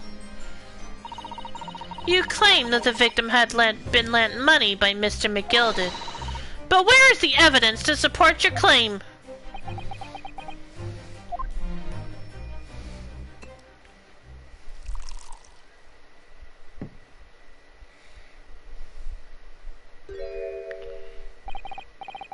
Pray forgive the discourtesy of filling my hallowed chalice in a court of law. Ah, there it is. Lord Von Zeke's hallowed chalice. How can this be considered acceptable? But I find myself in unexpectedly good humor. I had heard ladies in the Far East could show great courage, but I didn't expect to experience it myself. Oh! As judicial assistant to defense, I am simply doing my job. What a pity that your display of courage is in vain. This is the debtor's ledger, which details all the monies loaned by the accused. You will find the victim's name clearly recorded inside. Oh. Allow me to present this ledger as evidence. And pray forgive the discourtesy of raising my chalice and a toast to the enigmatic East at the same time. A marvelous toast, Counsel. I will gladly accept this new evidence. The debtor's ledger has been entered into the court record. A catalog of people who had borrowed money from the defendant at a high rate of interest. It includes the victim who owed 20 guineas.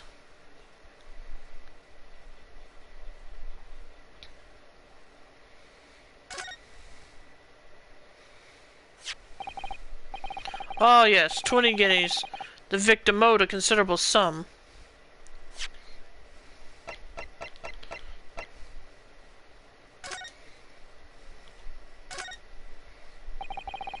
This portfolio must contain all sorts of secrets of London's gentry.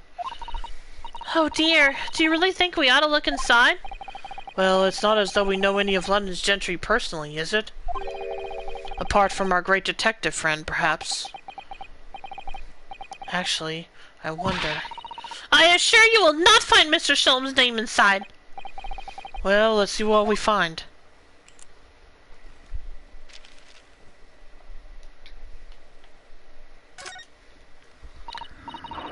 Gosh, it's crammed full of gentlemen's names, isn't it? Well, I suppose they're probably not all gentlemen at all, are they? After all, not everyone in this country is well off. Oh, goodness! What is it? Look at this! Do you see the name here? Bruce Fairplay. Oh, really? Should that mean something to me? It does sound strangely familiar, actually. Yeah, he's one of the witnesses. Bruce Fairplay, the witness testifying at this very moment. Oh yes, of course, the banker. Why is his name in here? He borrowed 20 guineas, did he? And look, the repayment date is fast approaching. It's possible that this is just a coincidence, of course, but this could be very useful information. The details of the debtor's ledger have been updated in the court record.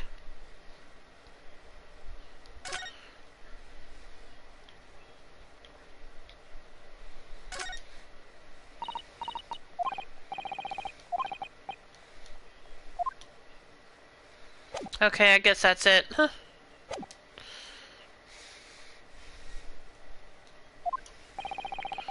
And the accused made quite certain he had ample recompense. Well, it would seem I've had the wool pulled over my eyes.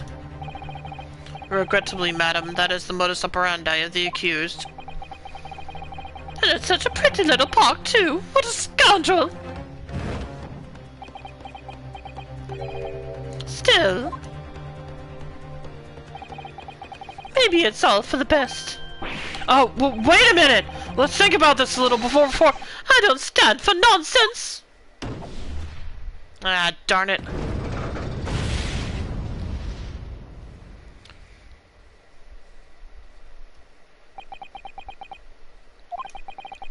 That was it. The last juror's decision.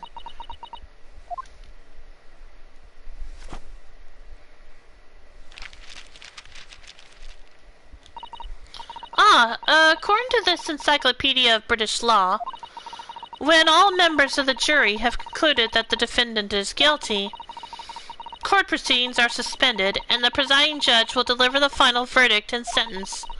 That's what it says here.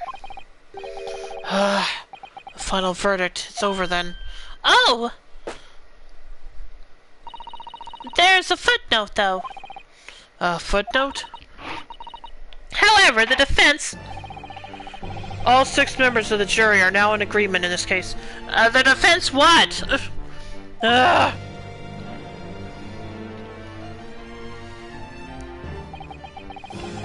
Allow me to convey my respect for your swift and righteous decision. According to the laws of this country, I will now conclude the trial by delivering my final verdict. I trust there are no objections. Miss Susato, just tell me one thing. Oh, yes? You were in the middle of saying something before. The footnote in your Encyclopedia of British Law. However, the defense... What did it say next? Oh, yes, of course. One moment. When all members of the jury have concluded that the defendant is guilty, court proceedings are suspended, and the presiding judge will deliver the final verdict and sentence. Then the footnote says, however, the defense has the right to demand a summation examination of the jurors at this point.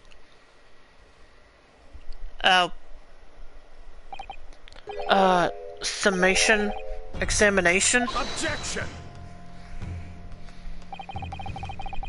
A summation examination? From which century has that tome you have there been resurrected? Judging from the binding, I would say that book is at least 50 years old.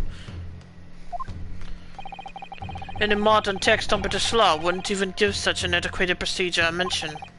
It's a relic, long forgotten and certainly no longer practiced. So you're out of luck. Oh. What even is it, Miss Susato? that so-called summation examination? Oh, one moment, and I'll read about it.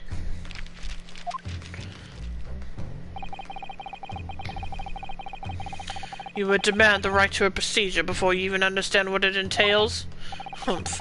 Typical Nipponese. Alright, Mr. Naruhodo, I think I understand. It seems that under this procedure, we would be able to appeal to the members of the jury. To do what, exactly? Appeal to them to change their leaning and reverse their decisions. And it says here that, if successful, the proceedings of the trial must be resumed. Make them reverse their decisions? Yes, in times gone by, barristers would use a summation examination to attempt to influence the jury's decision. But that procedure became something of a formality with no practical benefit, really, so it rather fell out of use. I wonder why. Because it was devoid of purpose. Changing just one member of the jury's mind would be hard enough, let alone several. No self-respecting defense barrister would even assert his right to try in this day and age. Still, I don't see any mention of the procedure actually being formally revoked. What are you suggesting? I'm suggesting that, although it may be antiquated and largely forgotten, it isn't yet extinct. What do you think, Mr. Naruhodo?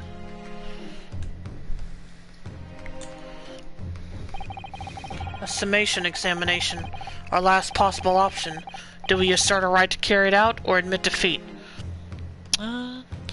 I don't see how we have a choice in this case. So, here we go. The defense wishes to assert its right to a summation examination, my lord. Objection!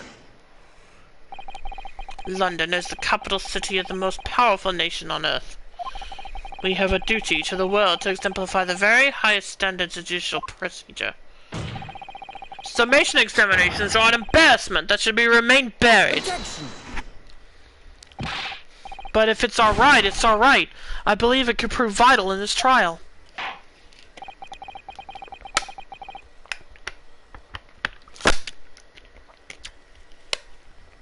The defense's petition is perfectly valid. The court will proceed with the summation examination. This is madness. Foreman, are you and the remainder of the jury ready?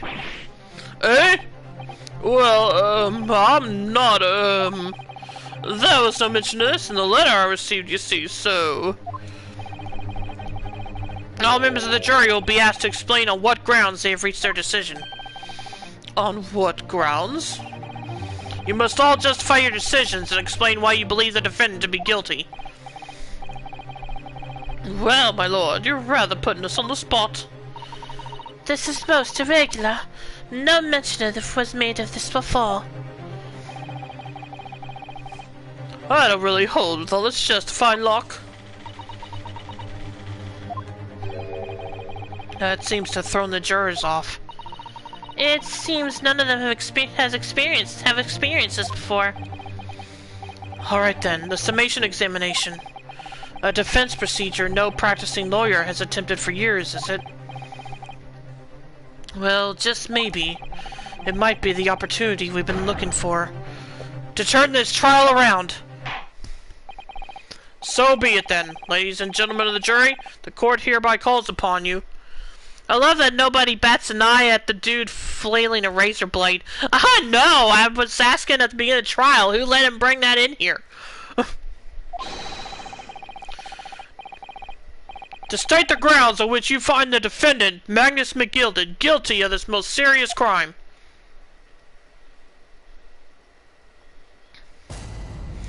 Judicial findings. The jurors' contentions. There was no one inside the carriage at the time.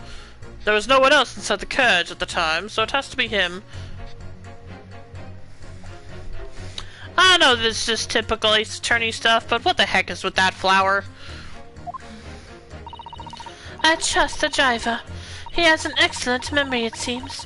4 passengers, with fares totaling 20 pence. He stuck the chop next to him just like this. Brazen, I must say. Absolutely brazen.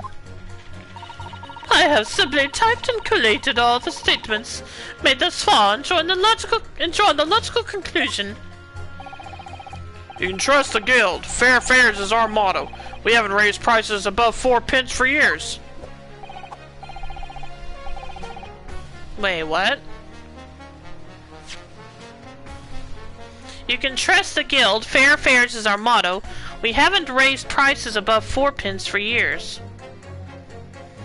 Really?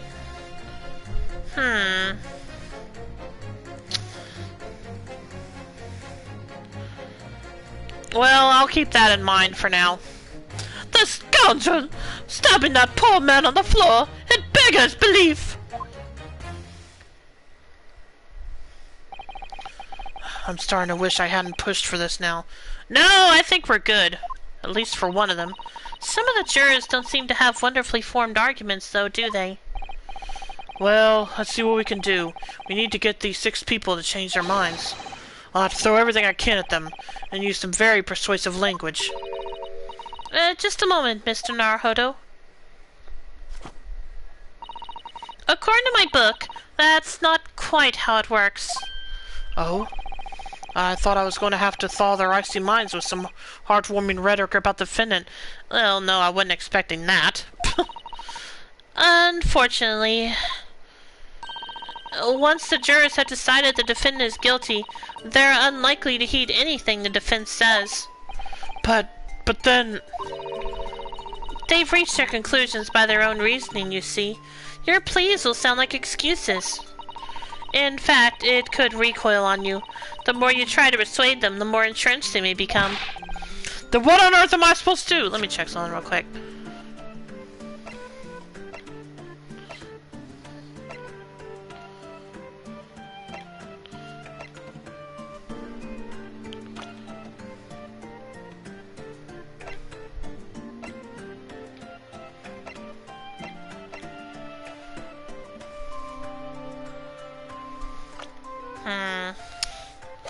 Okay, got a bit of a problem here. Anyway. Oh dear, I'm just saying what I've read about British law, Mr. Naruhodo. Right, I'm sorry. Do you have any idea how to make this work then? Well, from what I can understand, the key to this procedure is using the jurors' own words to make your arguments. What do you mean? Well, the 6 members of the jury are randomly selected members of the public. They may appear to present a united front, but the truth is, they are complete strangers who just happen to find themselves here in the courtroom together. And that's the way to break them down, you mean? Yes, exactly. We must listen very carefully to what each member of the jury says, and see if we can identify any contradictory statements. If we can then contrast the statements and pit the corresponding jurors against each other. I see. So it's contradictions in what 2 or more jurors say that we're looking for. In a way, then, this is similar to a regular cross-examination. Oh, yes, I suppose you're right. Find contradictions in their statements and pit the jurors against one another to break them down. Alright, I may be able to pull this off. No, that's not right. I have to pull this off! Can we start proceedings, counsel? I would ask you to take the stand for this. I'm expecting a clear and concise rebuttal. Yes, my lord. Okay. Jury examination. The defense's rebuttal.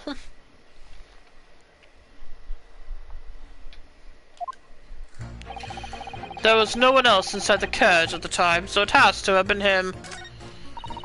I trust the driver.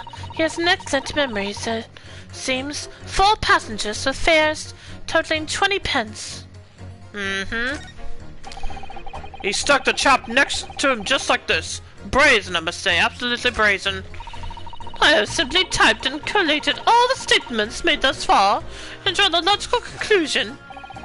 You can trust the guild.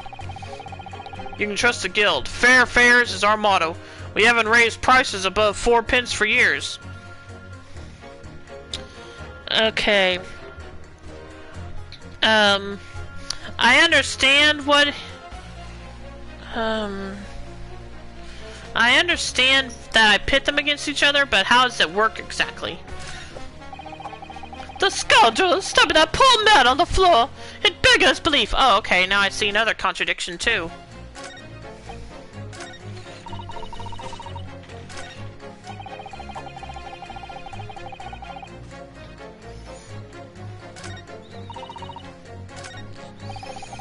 There was no one else.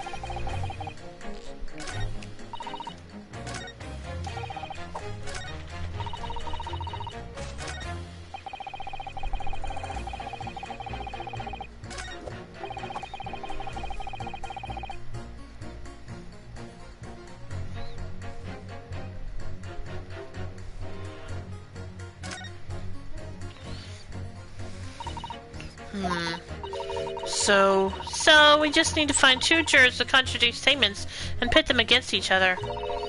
Which is so much easier. Which is so much easier said than done. Is that perhaps what you were just thinking? How'd you know? Well, I took the liberty of doing some research in case you happen to find yourself in just such a situation. Shall I read you what I found out? It is a little long, I'm afraid. I don't know. Should I have her read it to me? Because I'm kind of feeling like, not right now.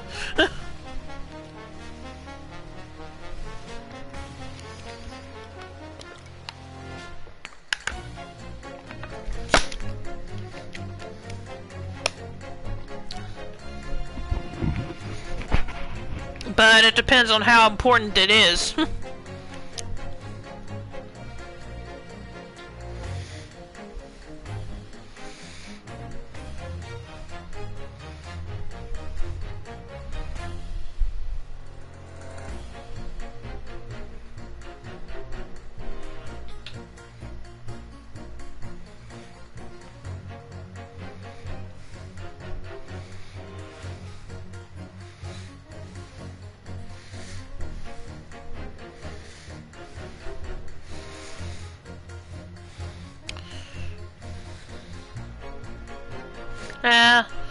I'll just say not right now. If I have to rely on advice right from the start, how will I get on later? No! I need to work this out for myself now. Is that perhaps what you were just thinking? How'd you know?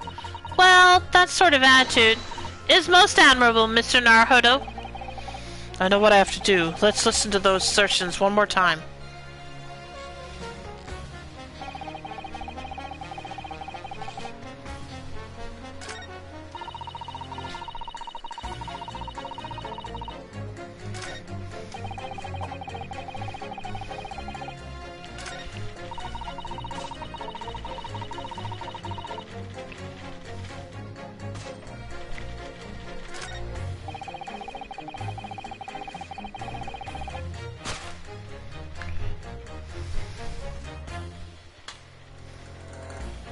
Objection! Those 2 statements clearly contradict each other. They do. Explain yourself, counsel. Me? Oh dear, what have I said? I swear on Silver Blaze's main name, I haven't the first idea what you're talking about. According to the group testimony we've heard so far, there were 4 passengers on the omnibus on the night in question. And according to the coachman, Mr. Beppo, he took 20 pence in fares. Quite right. I have those precise details typed neatly here in front of me. And juror number 5 also told us the following. The fare for the omnibus is always 4 pence. That it is, a fair and convenient single price, just the way London's carriages should be operated. But that doesn't add up at all. In fact, it leaves a glaring discrepancy in the facts. Why, man? Why? 4 passengers paying 4 pence each. If you do the multiplication... Ah!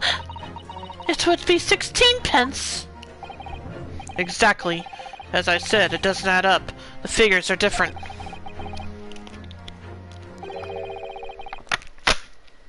By 4 pence, in fact. Or precisely 1 person's fare. 1 person's fare?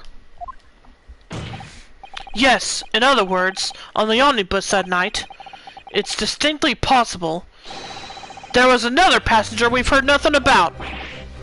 Good gracious! This can't be right. The coachmen of the guild are good, honest men, one and all. Trustworthiness is our watchword. The figures your coachman claims most certainly do not add up. Your watchword, good sir, is a fallacy. I beg your pardon? Mr. Guildmaster, I think you ought to consider that if this trial were to end now, the news would surely spread all over London. The news that one of your coachmen tried to hide the fact that he let nefarious characters ride his omnibus.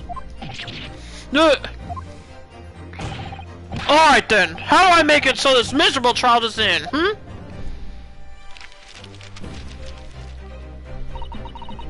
Well, according to my book here, you simply launch a ball of fire into the innocent side of the set of scales.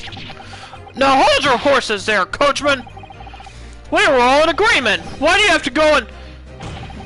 wait till I get my hands on you, Beppo! Okay, let's start. This is all very irritating. Begging your pardon, sir. I'm going to do the same.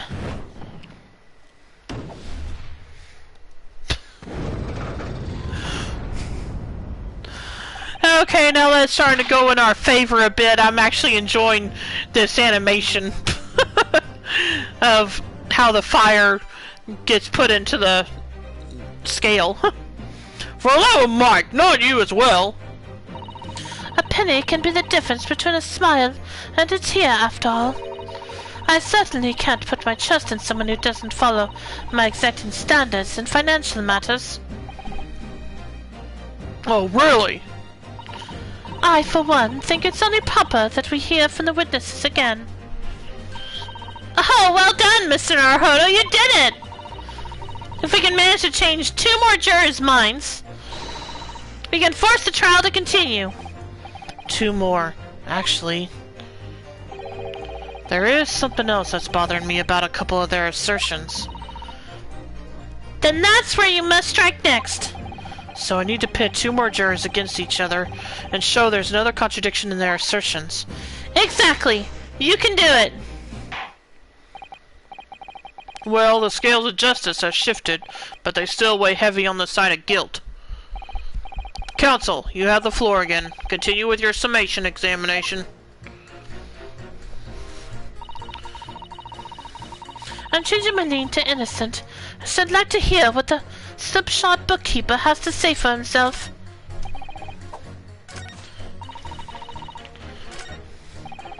Beppo, this trial has to continue so I can get to the bottom of this corruption. Not guilty, I say. The scoundrel stabbing that poor man on the floor. It beggars belief. He stuck a chap next to him, just like this. Brazen, I say, absolutely brazen.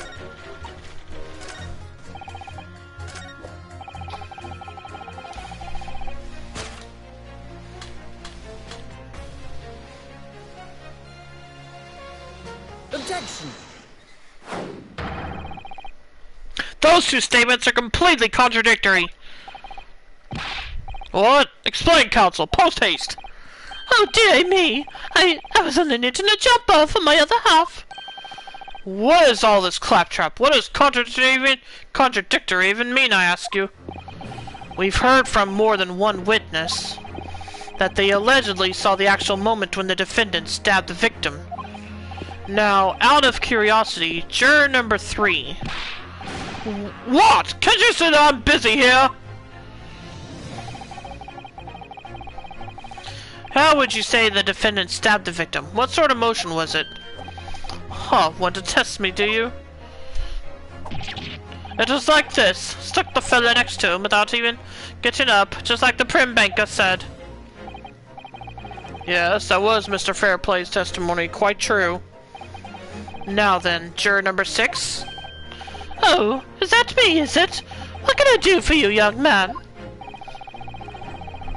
How would you say the defendant stabbed the victim, madam? Oh, well, dear, as far as I understand it, it was like this. He stabbed the poor man after he'd collapsed on the floor. The coachman said so. Now don't move. Take a look at these 2 jurors. He stuck the fella next to him without even getting up. And he stabbed the poor man after he'd collapsed on the floor. Well, I never. They're stabbing in totally different directions. What? Bless my stitches! What a muddle! What this tells us is that there's a strong possibility one of the witnesses isn't telling the truth. Oh! But why? Why the dickens would they lie? I don't know that yet, but what I do know is that if the trial ends at this point, we may never find out. We may never know the real truth. Ladies and gentlemen of the jury, can you really let that happen in all good conscience? Lies, you say? Oh, dear me. I can't abide people telling lies. The Cold-and-Cheese name looks very similar to a sweater seen in an earlier game. Oh, you're right, it does.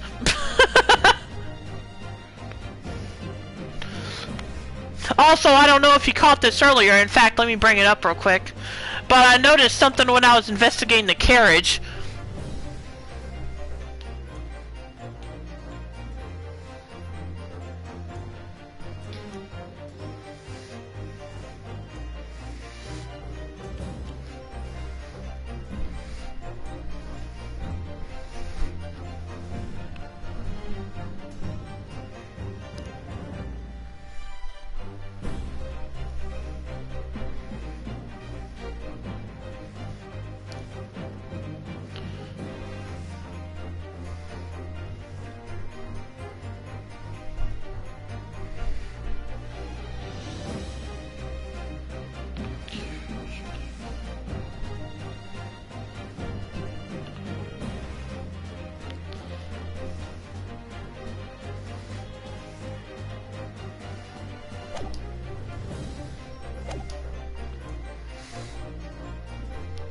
The scales?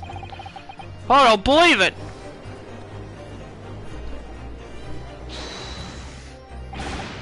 Wait! Now hear this, my fellow jurors, I warn you. You cannot listen to this man. Look at him, in his black suit. He's clearly some devious Eastern sorcerer using black on us all. What?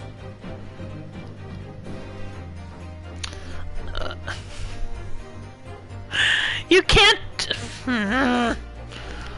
What does him wearing a black suit have to do with that? Just a sec.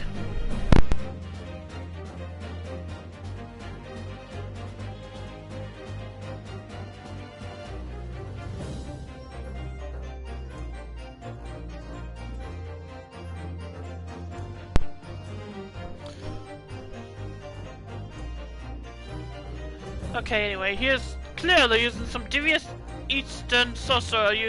He's clearly some devious Eastern sorcerer using magic on us all. If I could use magic, do you really think I'd be putting myself through all this? Answer me this, Dark Jinx! Huh? Me?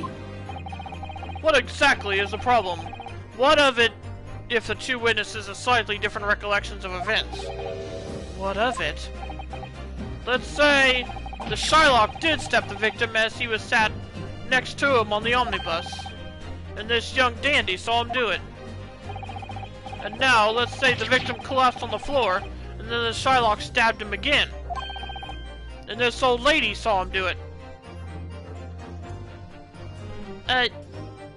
Except these two aren't witnesses. Well, what's to say it didn't happen like that, Who are you calling a dandy, sir? Why, I should take this knife to you! Who are you calling old? Why, I should take this needle to you! Oh my goodness. They're ready to kill each other now. But could the foreman of the jury be right?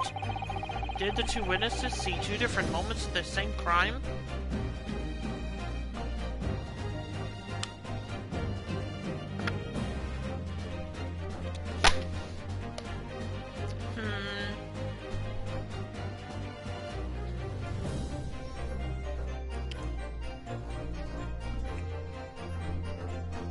Let me think.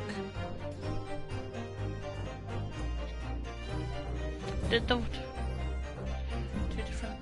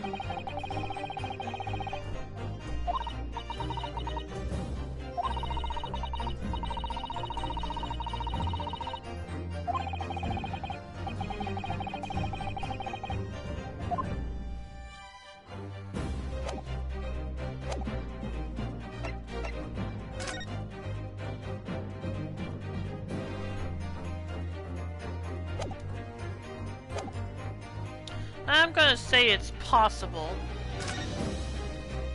It's a good idea to inspect this evidence periodically. Yeah. There's an outside chance. The stagecoach, I mean. Oh, yeah. Like I said, that's really the second time I checked it. But is there something I missed, maybe? I thought I'd checked everything. Oh, wait. No, I don't want to check inside. Hang on.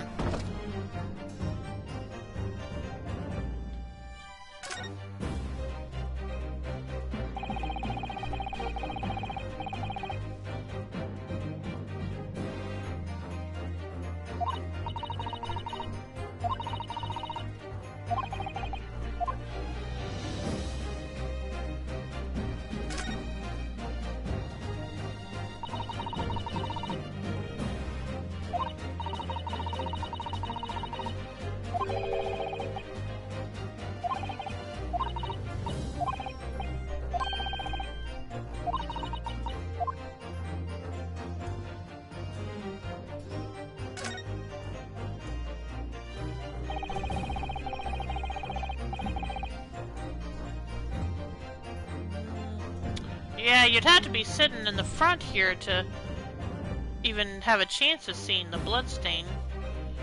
And I doubt anyone... And what are the odds of someone who is sitting in the front here just turn around to see that?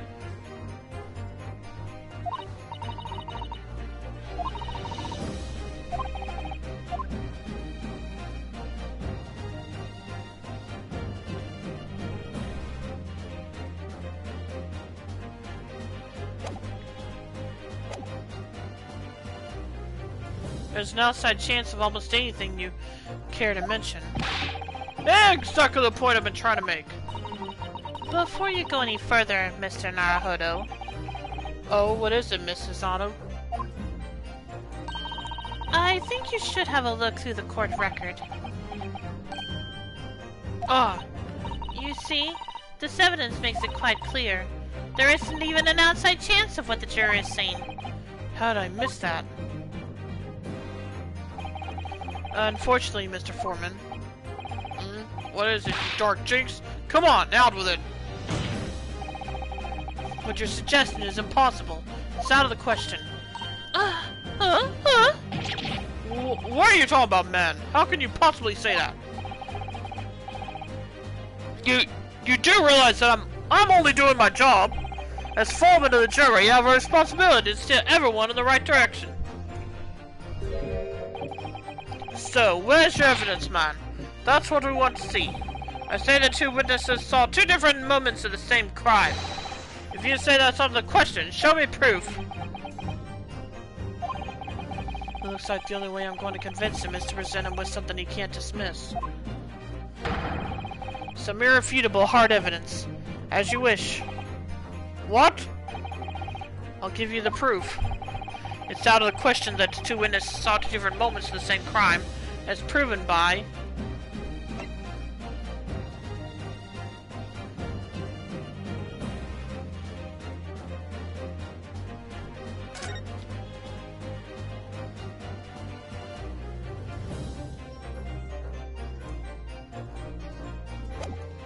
Oh, maybe it's this. I'll see if I'm right at least. Take that! Okay, yep. This is the victim's autopsy report. According to what's written here, Mr. Mason was stabbed in the abdomen. Only once. Eh? Only once? It's quite simple. The victim was stabbed precisely one time. Which means these witnesses couldn't possibly have seen it happen two different times. Alright. I'll concede defeat. You also conceded your dagger, looks like.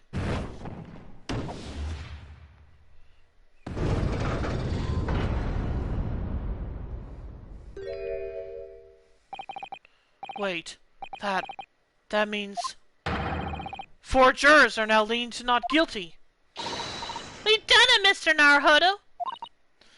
We've won! Well, maybe not won just yet. What are you playing at, you dandy fool? Shut your trap, sir. No one deceives me. But we had a consensus! I said shut your trap! I know a liar when I see one. And if the chap ever dares to cross the threshold of my shop, I shall take this razor-sharp blade and shave every last hair off his head. What is this dude's occupation?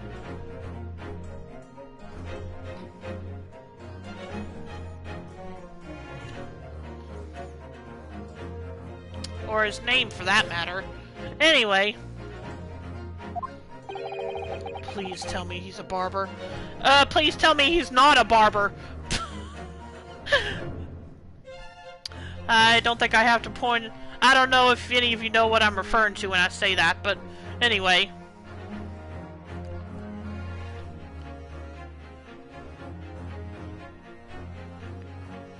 Anyway.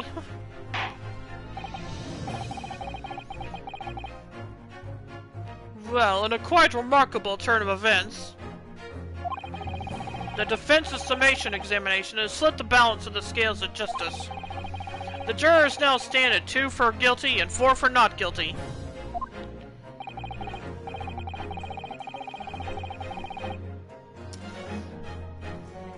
Okay, I know in general it would be better if he was a barber with that statement. It's just I was thinking of something. Anyway. Accordingly, there is no longer a large enough majority among the jury for me to adjudicate. And the trial must continue.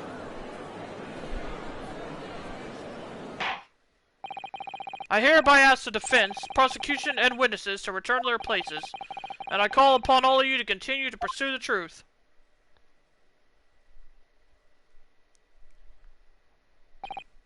So, Lord Van Zeeks, care to substantiate the case for the prosecution, if you please?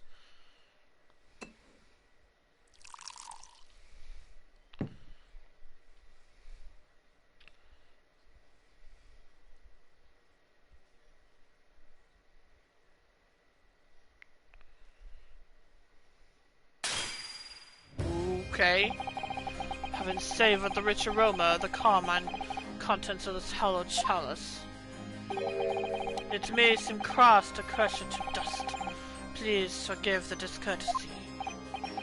Lord Van Zeeks! Is it cold in here, or is it just me?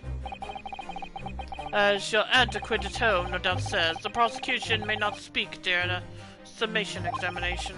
So I honor the deathly silence and listen to the charade. It seems I overestimated the intelligence of the jury. Well, no matter. There's nothing so hard to prove as self-evident truth, it would seem. No. And why else would we grace the courtroom with our presence, after all? So, let us proceed to the next round of battle. Okay. Bring forth the witnesses once more!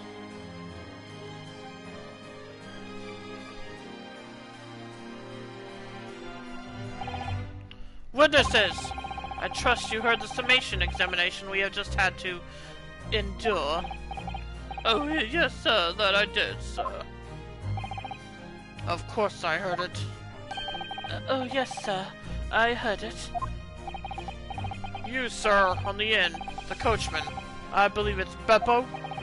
Yes, sir, my lord, sir. If it transpires that in your previous testimony, you were attempting to veil the presence of a fifth passenger on your omnibus, you will be found guilty of perjury. You are advised to bear that in mind, sir. Oh, mio Dio. Now then, witnesses, I hereby call on you to testify before the court again. You will explain the various misgivings brought to our attention by the defense's summation examination.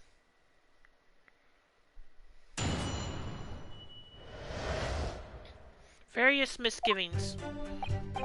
I only cared for passes that night, I swear.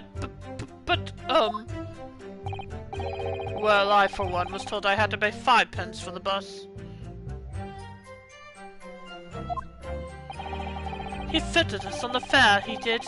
And then I saw that blood-curdling sight as well. It's all too much. I tell you, I saw McGilded stabbing that man. Everything I said before stands. Oh, yes, he stabbed him. Yes, he did. I think so, yes. So, Soup, we have an official report on the last incident Sonny was in.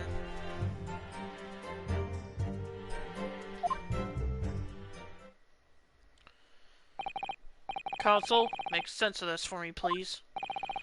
The phantom fifth passenger conjured into existence by my learned Eastern friend never existed.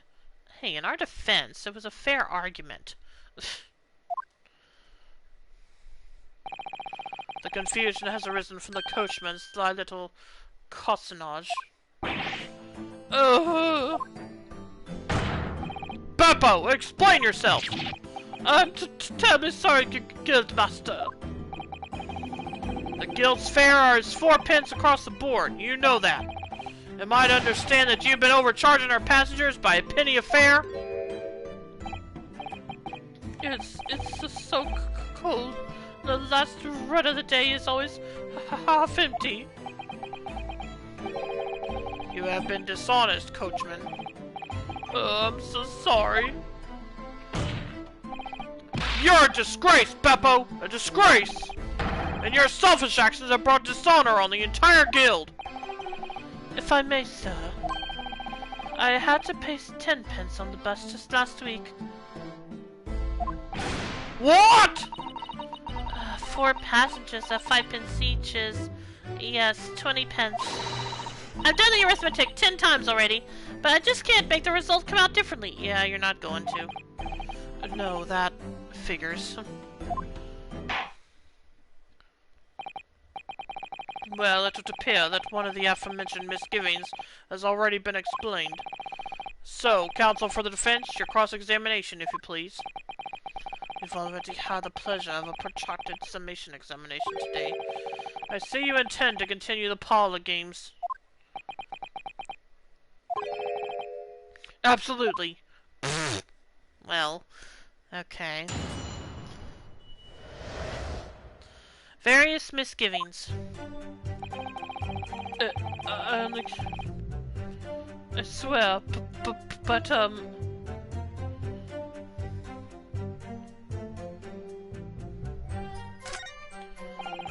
well, I, for one, was told I had to pay 5 pence for the bus.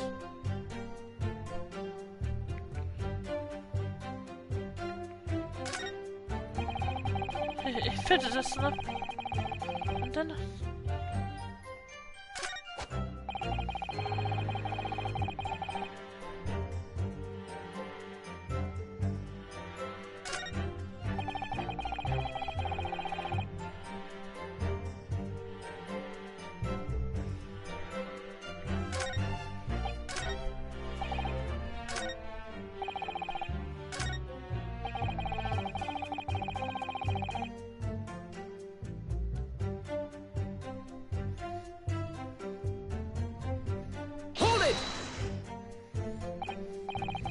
So there were only 4 passengers on your carriage, but you didn't charge them the standard 4 pence fare. Is that right?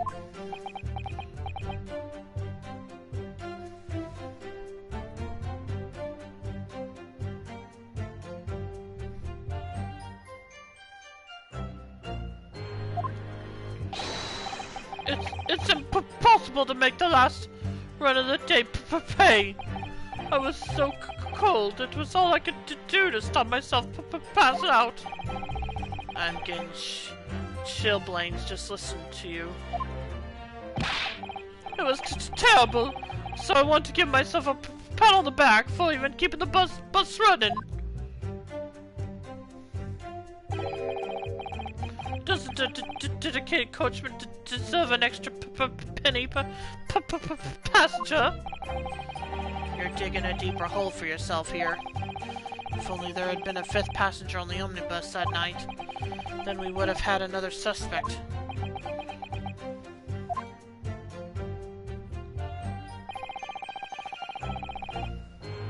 Hold it! Does that mean everyone on board that night paid 5 pence instead of 4? Well, I paid 5 pence too, sir.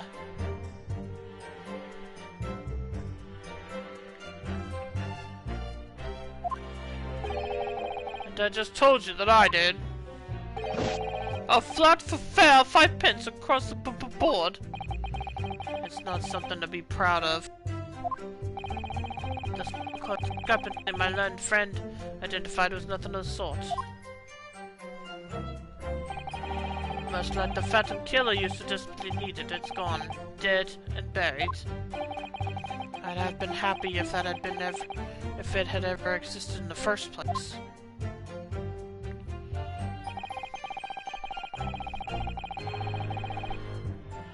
Hold it! This blood-curdling sight. You mean the murderer, I presume? Yes, sir! A loathsome sight. No one should have to witness the horror in the eyes of a man the moment his life is taken. Oh, well, not exactly, sir. I mean, I didn't actually see the exact moment the gent was stabbed. Good gracious, really? We have another witness who did, however. The banker has already testified to it. But Mr. First didn't actually see the point at which the victim was killed. That may turn out to be very significant. I heard the banker, gent, next to me, take a sharp intake of breath, see? That's when I looked through the glass. That's when I saw a horrible blade poking out from his belly, all covered in blood. Every time I see a knife now, I can't help screaming, even when I'm eating.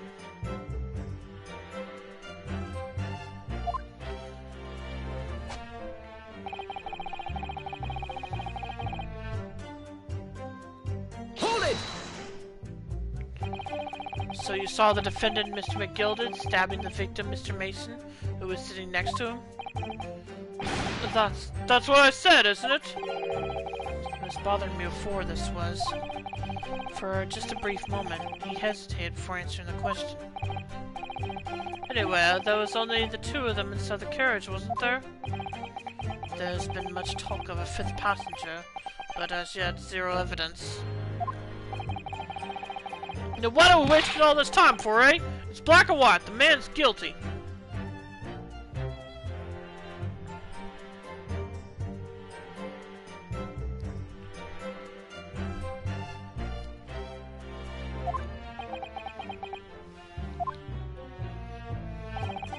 Something about Mr. Fairplay's testimony just jars with me. I wish I could work out what it was.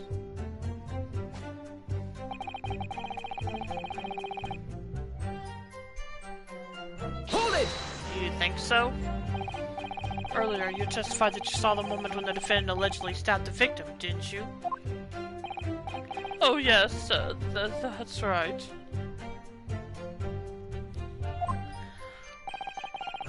You said that the victim was on the floor and described the assailant holding a knife in an ice pick grip.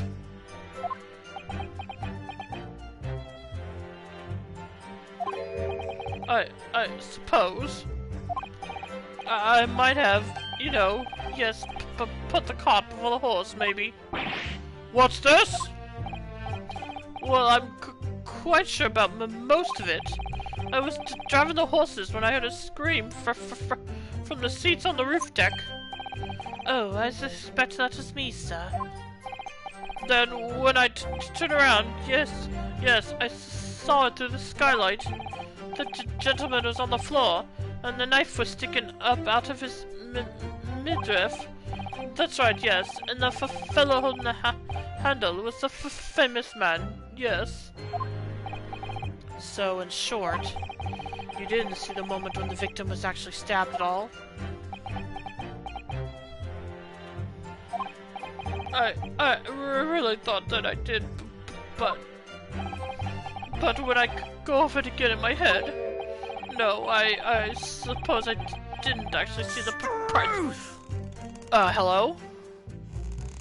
Excuse me! Do you have something to say about that, Mr. Fairplay? Now you listen to me! I know what you're thinking. He didn't really see the exact moment the fellow was stabbed. What are the chances of that? Eh? Are you asking me or telling me? He's getting flustered. I might be able to extract some new information from him if I answer him cleverly. Could he have just happened to see the exact moment the crime was committed?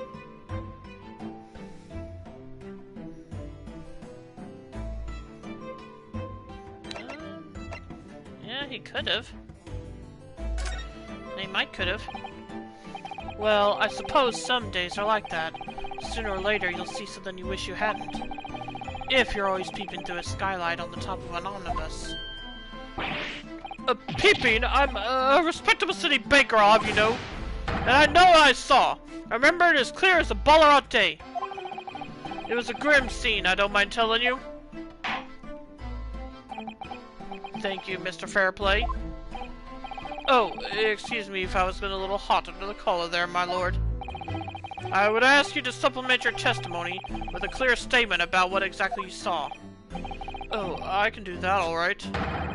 I'll tell you just how grim it was. Do you think I'd forget the sight of those blood-soaked hands after that butcher stabbed the man? Hold it! Blood-soaked. Oh. Well, perhaps soaked is laying on a little thick, but anyway, there was definitely blood all over them. Both of them were covered in it. And you saw that from the roof? Through the skylight? Well, the skylight's reasonably large, so I had a pretty good view. And there was a lamp on inside the carriage as well, so I'm quite sure of what I saw. Miss Banker's latest statement. I feel sure there's something not quite right about it. When you feel something doesn't add up, Mr. Naruhodo, that's when you should have a good look to the court record. Not long ago, this trial very nearly came to an end. Somehow, we've managed to keep our chances alive here. I can't waste this cross-examination. I have to use it to bring some new facts to light. If you're not careful when you press these witnesses, the danger is that the jury will end up believing something unhelpful, as they did before. Maybe, but we can't let the fear of that happening stop us from uncovering important new information. Yes, you're so right. I need to pay careful attention here. I don't want to miss even a flicker of a reaction among these witnesses. Remember, if you happen to spot one of the witnesses reacting in a strange way, don't hesitate to pursue them as to the reason.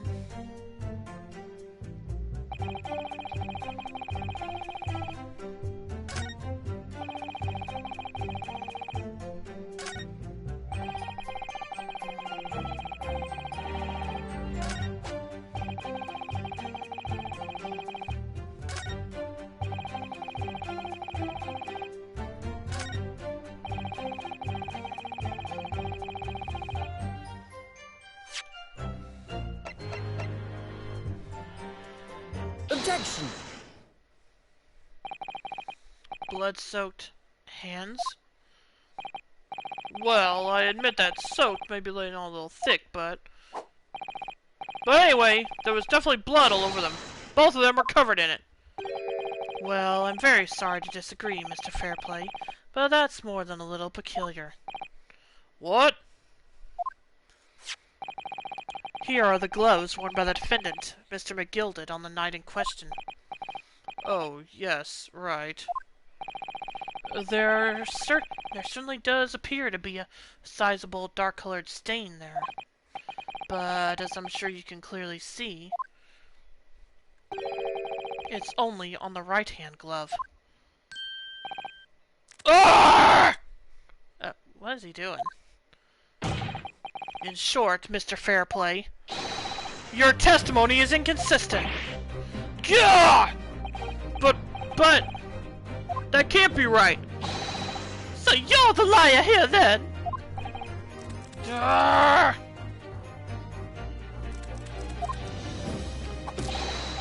That's right, you were quite clear about it.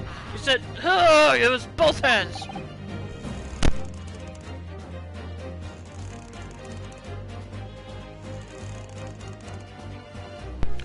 Gah! Mr. Fairplay, if your last statement was a lie, it calls your entire testimony into question.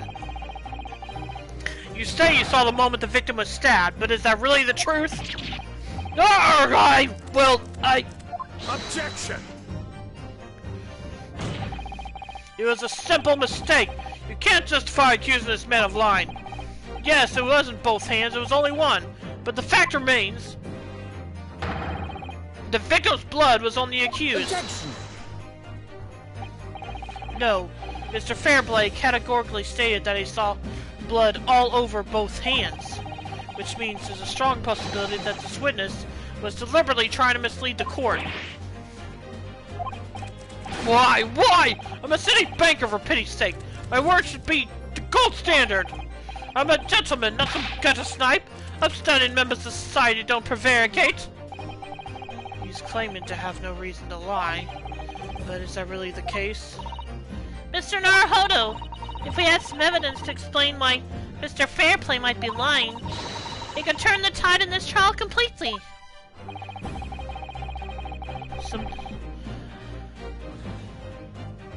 Okay, it's time. I need to go fix dinner, so I'm gonna save here just in case something happens while I'm gone. And we'll continue when I get back.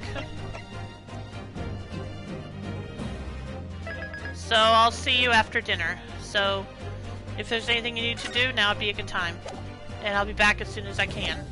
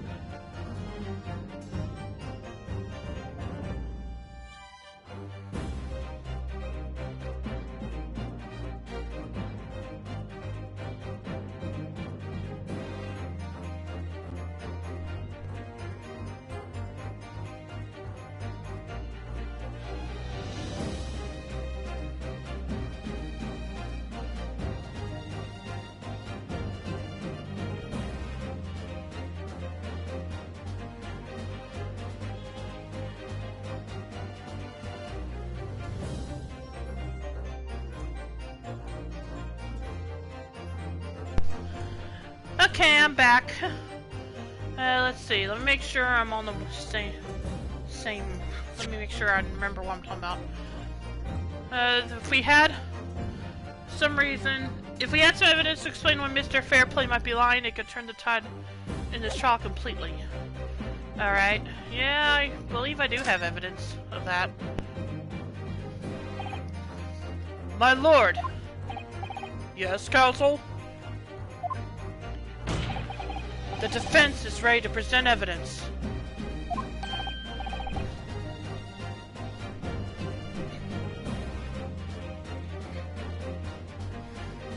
By Jove, are you sure? Yes, evidence that will clearly demonstrate why Mr. Fairplay had reason to lie in his testimony.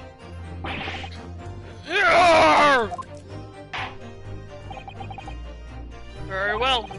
I hereby call on the defense to present its evidence. The evidence that demonstrates a motive for the witness's alleged deception of the court. Take that! This is a list of the debtors who owe money to Mr. McGilded. Yes, a list of innocent victims crippled by the accused extortion. The point is, among the names of these debtors is your name, Mr. Bruce Fairplay. What? Mr. Fairplay, are you currently indebted financially to the accused?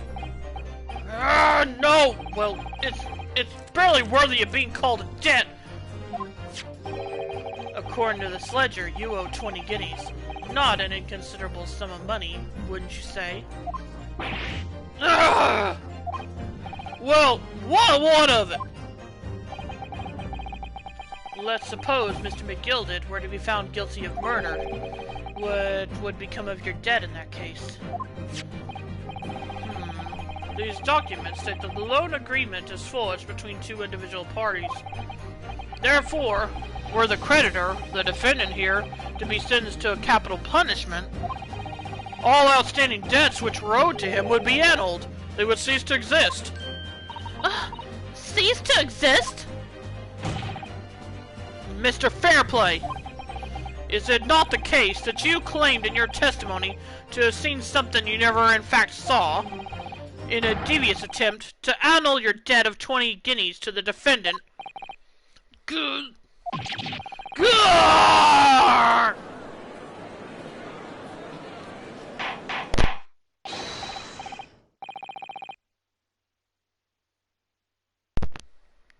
Order! Order! Order! Mr. Bruce Fairplay! Yes, my lord! Let me ask you again. And be aware that your answer may have most serious implications upon your future, sir. Did you, or did you not, see the precise moment in time at which the defendant is alleged to have thrust a knife into the victim?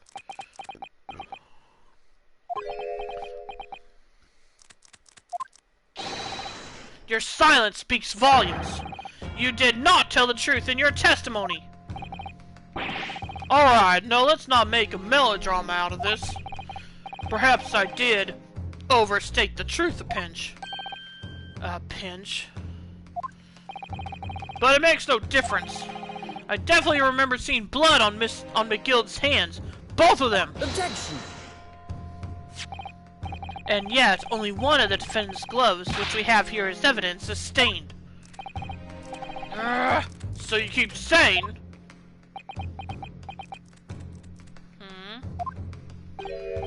I wonder if I might be allowed to speak, sir. Go ahead, Mr. First. Well, the thing is, I think I remember seeing it myself as it happens. Seen what? The blood, sir, on the assailant's hands. I think... Yes, I'm almost certain that it was on both of his hands, not just one. What? What?! Oh boy. It would appear that we're going to need further testimony from all you witnesses. This time, I would like to know precisely what you did and what you did not see. Do I make myself perfectly clear? Yes. Mr. Naruhodo, this is good news. The course of the trial seems to have shifted slightly at last. Yes. I might finally have a chance to turn things around here.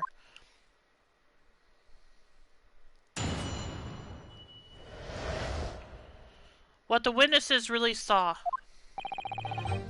There was blood on both hands of the assailants. I sincerely and distinctly remember that. However, I suppose you might say that I didn't see the exact moment the stabbing transpired, if that matters. I remember seeing the knife, and I remember seeing both of the attackers' hands with blood on them. I didn't actually see anything myself, no, not until I heard that scream. Anyway, the fact remains, there can't have been anyone else inside that carriage, or we all would have seen.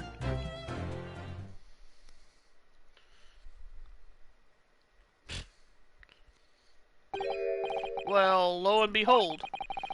In truth of fact, not one of you was witness to the crucial moment the crime was perpetrated. I apologize, my lord, but honestly, there was no one else inside that carriage, and the man's hands were covered in blood.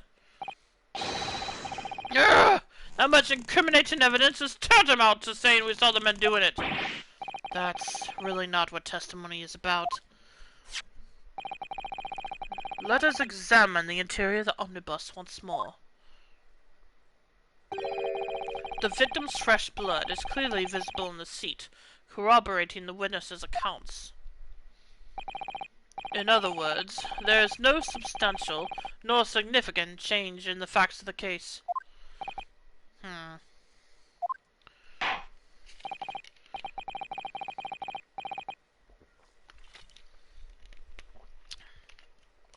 Very well. Your cross-examination, please, counsel.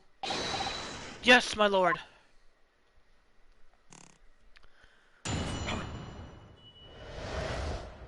What the witnesses really saw.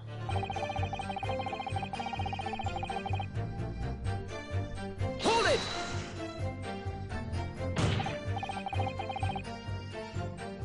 No, the evidence tells us otherwise. We have the gloves the defendant was wearing on the night in question in the court record. I'm well aware of that, sir, but nevertheless, I know what I saw and I stand by it. The man had blood on his hands, on both his hands. He's defiant, even in the face of hard evidence. He's steadfastly refusing to admit that he might be mistaken about what he saw. But why? Your reasoning is dire.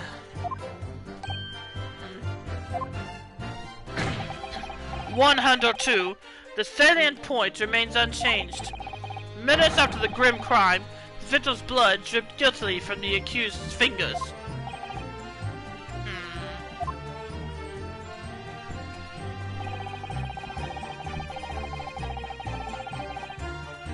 Hold it! Don't try to downplay this. Whether or not you saw the exact moment of the crime, it's a matter of fundamental importance, as well you know. But for crying out loud, we all know that no one else could possibly have done it. I was just trying to save us all some time. You have a loan of 20 guineas outstanding with the defendant, do you not? Humph! Had you hoped to release yourself from that financial burden by ensuring the defendant was found guilty?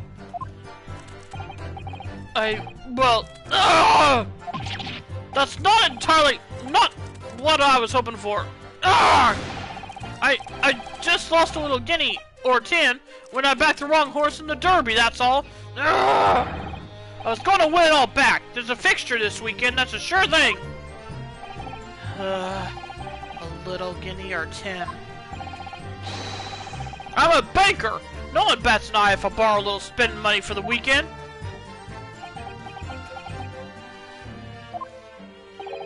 I think you may have revealed rather more about your character than you bargained for, sir. This witness's scruples are not on trial here. Proceed to the next witness. Is that really how it's supposed to work? I remember seeing the knife. Hold it! You definitely saw that too? Blood on both hands? Yes, sir.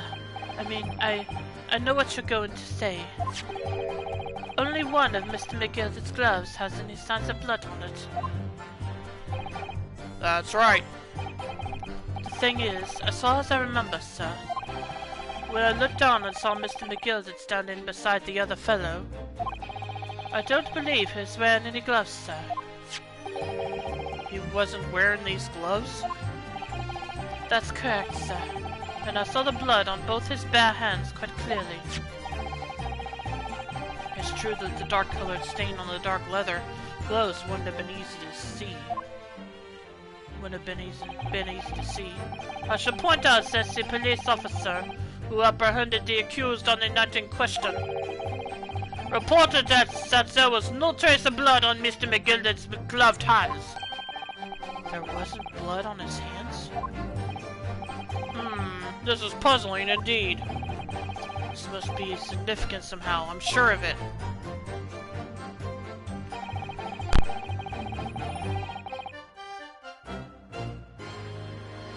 Hold it! You didn't see anything? Oh yes, sir, that is to say, no sir, I didn't. Very sorry about what I said before, sir. Very sorry, yes. It was wrong of me to make up stories and to say I saw him stab the man. Wouldn't you agree, sir? I don't know what you're insinuating, but I certainly wasn't making up stories. Still, to say you saw nothing isn't right either, is it? No, sir, I saw nothing at all. Mr. Beppo, you were driving your horses. At the very least, you must have enjoyed a good view of London streets, nope. You're no skate.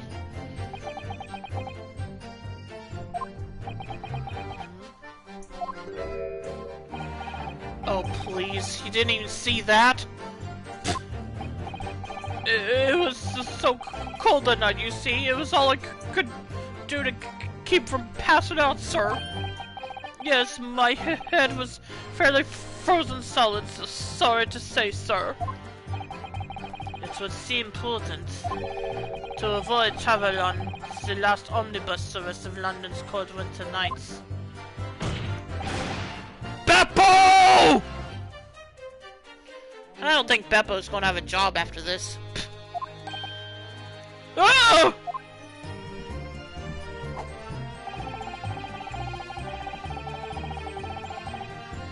Hold it! And everything you saw of the incident was through the skylight on the roof of the omnibus? That's right. It was fiercely cold that night, but the glass wasn't frosted over.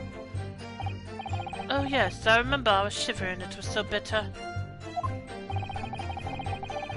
Which rather begs the question of why the pair of you were sitting on the roof deck in the first place. Well, I don't know about this young fellow, but I couldn't enter the cabin. Oh, why not? It was locked from the inside. I tried knocking, but no one opened the door. It was locked? That's right! It's a public bus, for pity's sake! That's not what I call fair play! Yes, I had exactly the same experience. I tried knocking, but the gent inside just gestured to me to clear off. So I had no choice but to climb up to the roof deck and look down longingly into the warm cabin below. Well, I can assure you I wasn't just looking down, I was glaring long and hard. And that's precisely why I can tell you with absolute confidence that if there was anyone else at all in that cabin, I would have noticed. Unequivocal, I would say. I'm not sure about these two witnesses. Could they really have seen everything inside the cabin through the skylight? They might not have been able to.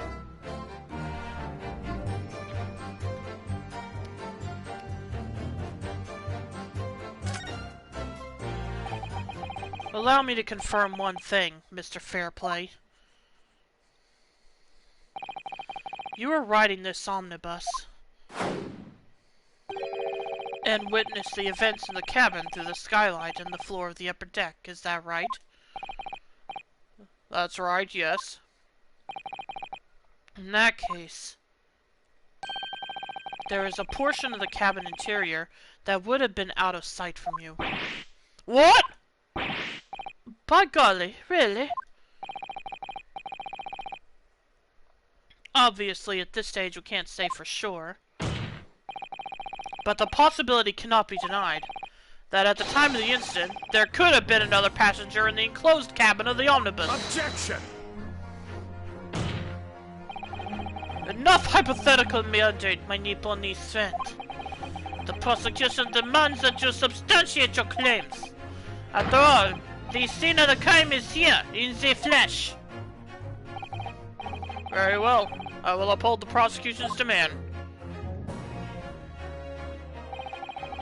You will identify the area on this cross-sectional plan of the omnibus. Where exactly in the omnibus are you suggesting that this potential extra passenger could have been situated?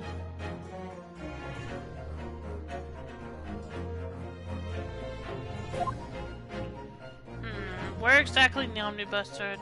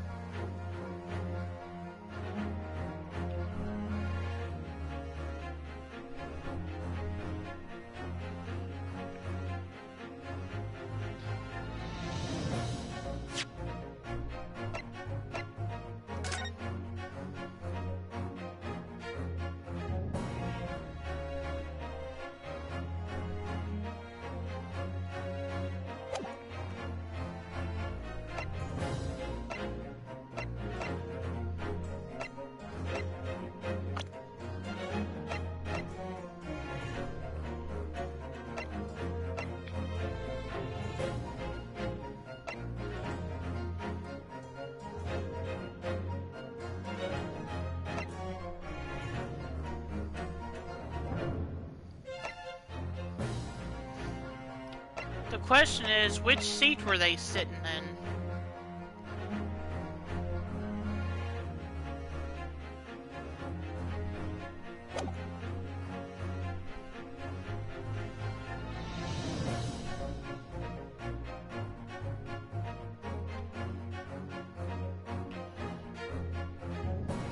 Well, let's see if I'm right about this.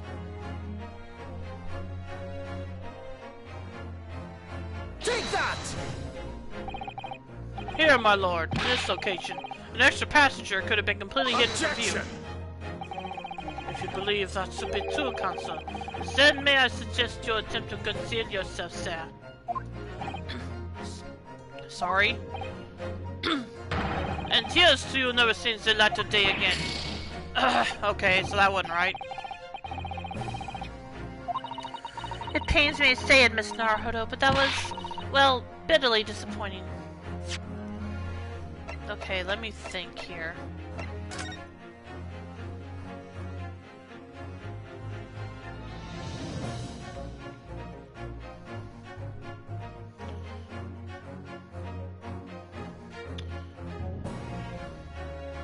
Okay, hang on a minute.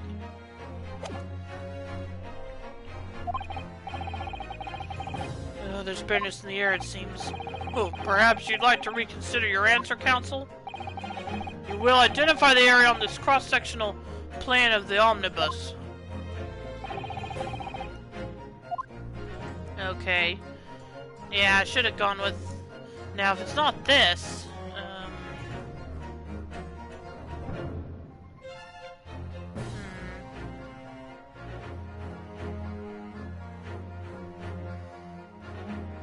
Take that! Both rows of seats on the roof face in the direction of travel, whereas the seats in the enclosed cabin face each other, which means the visible part of the cabin which passengers on the roof deck can see through the skylight, is as I've drawn here. Ah! That's right, my lord. As you can see, the seat opposite the one on which the victim and its attacker were sitting is obscured from view. In other words, if someone had been sitting on that seat, it's quite possible that these witnesses would have been completely unaware of it. Objection!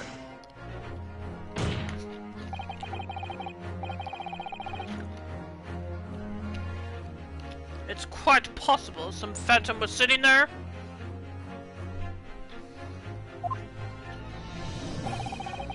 You Nipponese have a forbidden habit of obscuring the truth with ambiguity.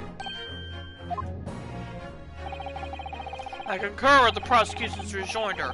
In a British court of law, evidence is paramount. I cannot entertain this conjecture, counsel. That is, unless you're able to put a name to this mysterious passenger to whom you allude. Can you, Mr. Naruhodo? Honestly don't know. Who could it have been? Who could have been in the other seat, which was out of sight from the witnesses on the roof deck?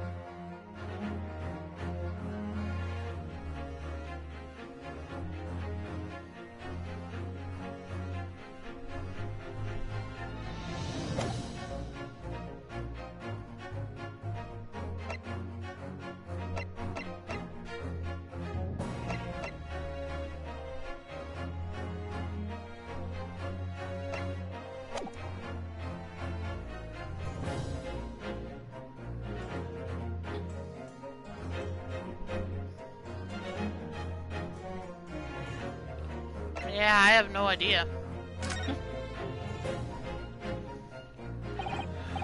I have literally no idea. But as a proud citizen of the Japanese Empire, you will look to the sky and walk on, making sure all signs of tears are gone. Gone! This isn't just a case of going on, Miss Susato. Alright then, I'll go on. The defense would like to put forward a name. You are a fool. That response was a desperate attempt by a man who has no notion of his own limitations. A toast to hard lessons not yet learnt. Let's not delay, counsel. The defense is still to name the passenger in the other seat. How the heck? This could be it. This could be the chance I've been waiting for to turn the trial in my favor. On that night, on the night of the murder, the person occupying the seat in the omnibus cabin that was obscured from view was...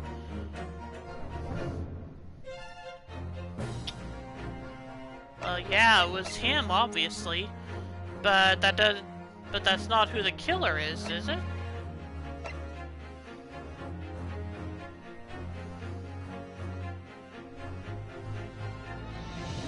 The person occupying the seat in the omnibus that was obscured from view was...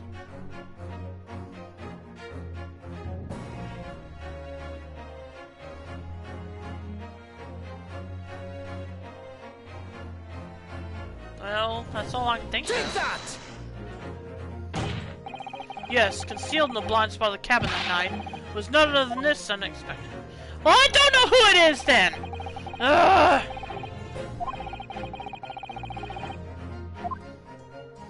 Well, I don't know who it is then.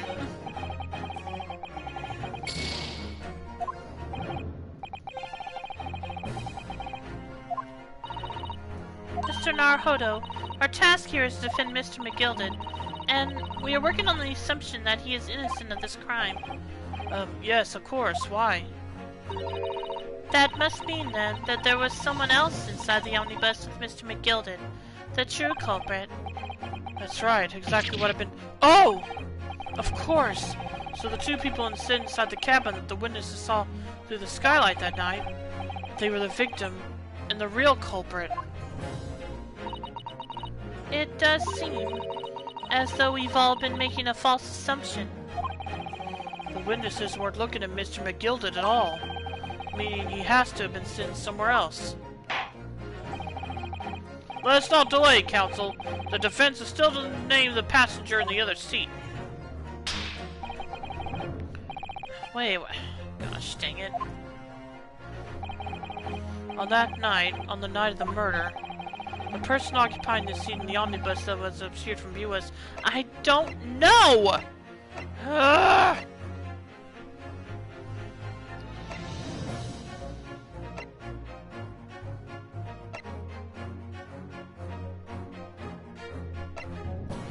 I'm sorry, I have no idea.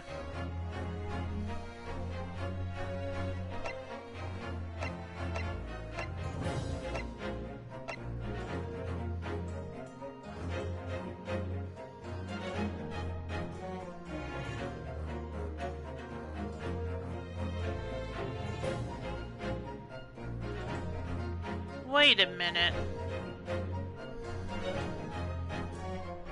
Unless it was him.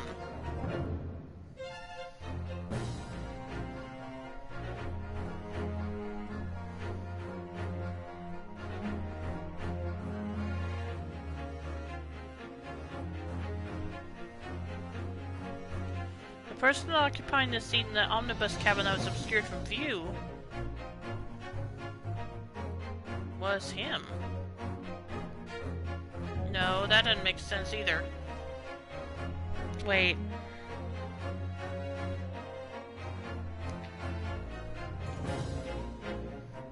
Hang on. Wait a minute, no. If they saw the person who stabbed the victim, but if McGilded was not sitting in— was sitting in the other seat that was obscured from view, then they would not have seen him do it.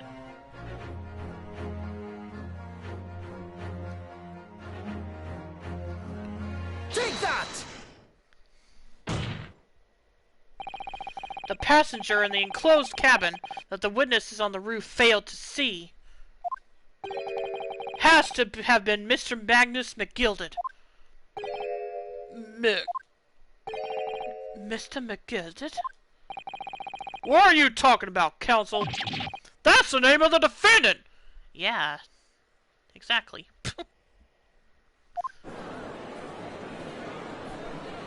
Objection!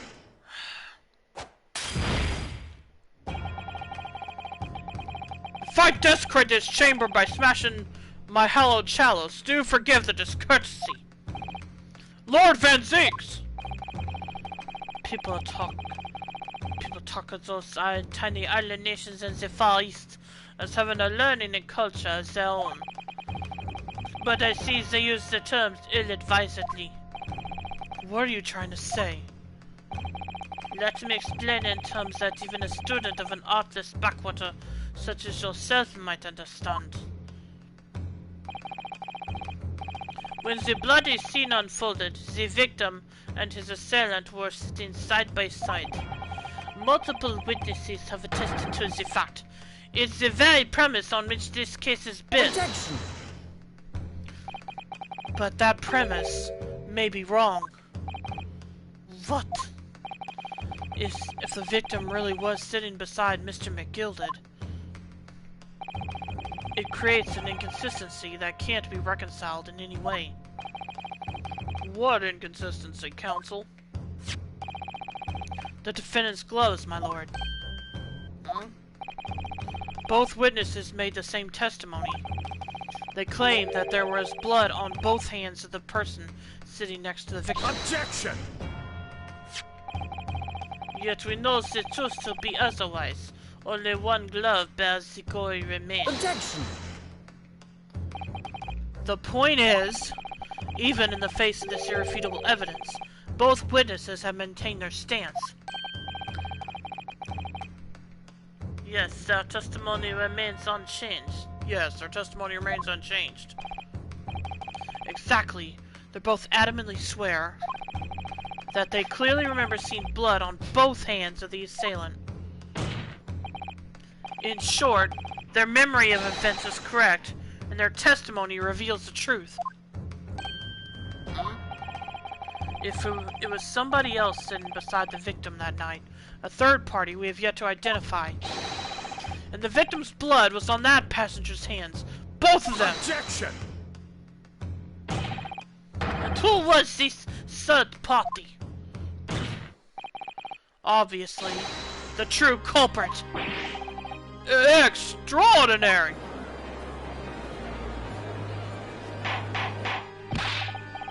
Order! Order! Order! What exactly are you postulating? Objection! The defense's postulation is just that, nothing more than conjecture. The witnesses have clearly stated that they saw the accused. Objection! But when elaborating on his testimony, Mr. Fairplay said the two of them were wearing hats, and I couldn't exactly make out their faces.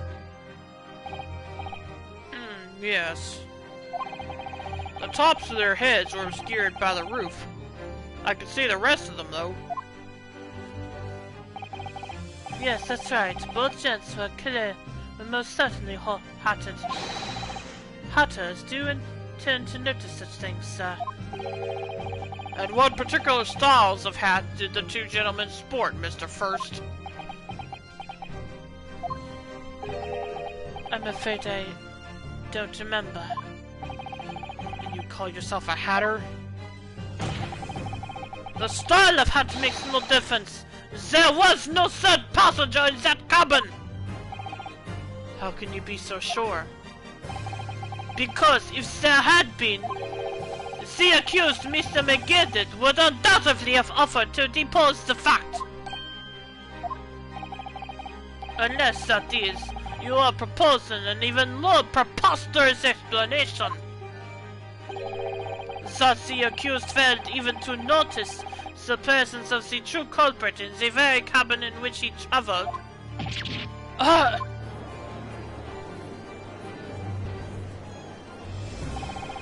He's right. If there was another person traveling in the enclosed cabin of the omnibus, it's inconceivable that Mr. McGilded would have been unaware of it. Order!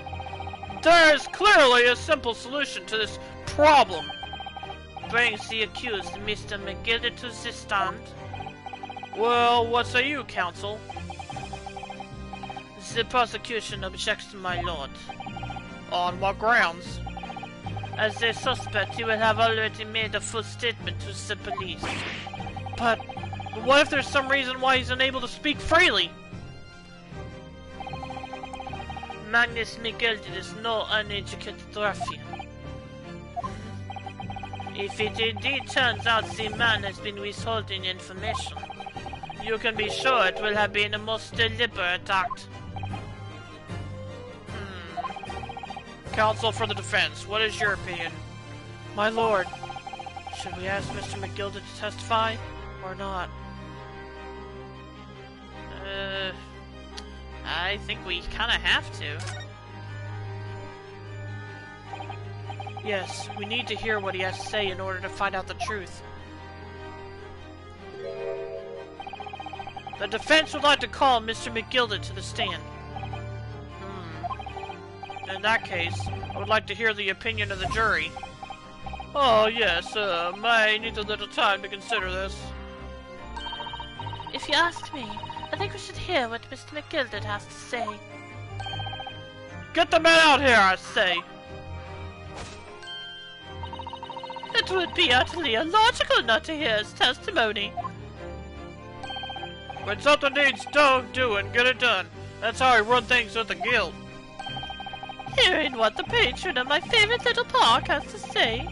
Oh yes, that would be lovely. Yes, the jury says the man must be heard. Very well. The court will hear the defendant's testimony. Bailiff, show the defendant to the stand at once.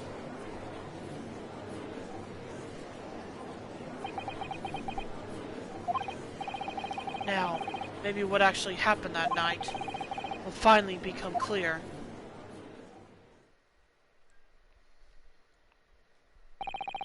Let proceedings be resumed. Mr. McGilded, have you been listening to the discourse of the day? To be sure I have, my lord. There are now two matters on which the court desires to hear from you. The first is whether or not there was a third party with you in the omnibus cabin, as proposed by the defense. The second is that if such a person was indeed present, why did you conceal that fact from the police?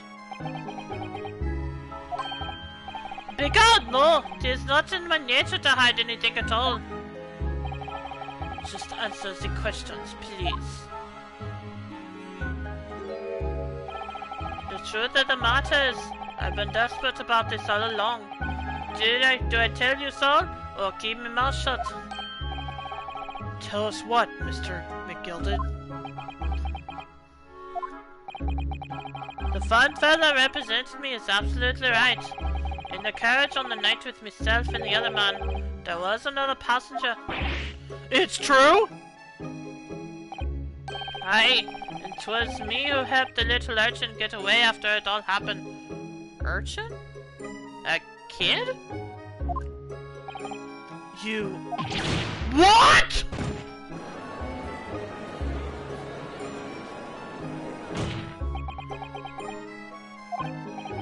No, Magnus McGilded, that convenient excuse can't save you now.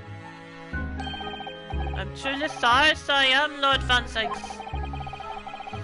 I am sure you'll be wanting to know why I said nothing when I was taken in by the police.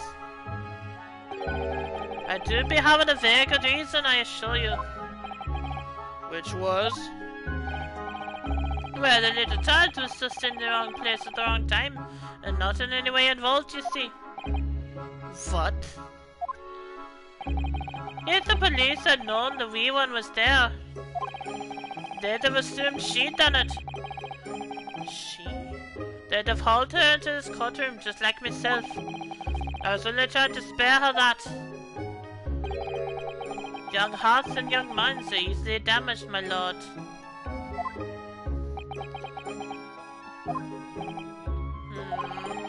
And who was this young child of whom you speak? That I don't know. You don't know?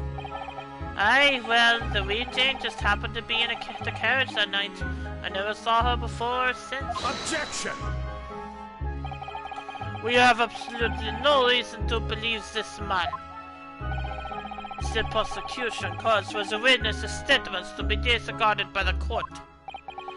You know, I wouldn't be so surprised if the urchin isn't here in this courtroom as we speak, listening to the proceedings. What? Hello?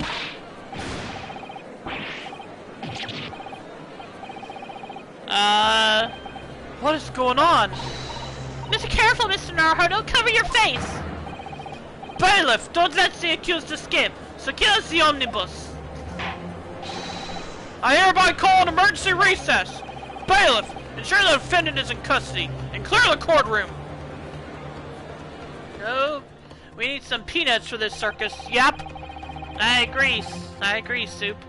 We were hurriedly removed from the smoke-filled courtroom by the bailiff, amid scenes of chaos as people stumbled over one another in their desperation to flee the chamber. We had no idea what was happening. All we knew was that, for the time being at least, the trial was suspended. To be continued, Finally, don't get me wrong, I'm enjoying this game, but I'm about to reach my limit for tonight, at least on this game. Alright, save your current progress, yes. Oh, well, this is getting interesting now. So, yeah, I gotta wonder what's going on here. Anyway, this is where I'm going to end this part of the stream, and let's see, what time is it? It's 4:18. I'm going to ask you guys, Crackaroony, the plot thickens, yep.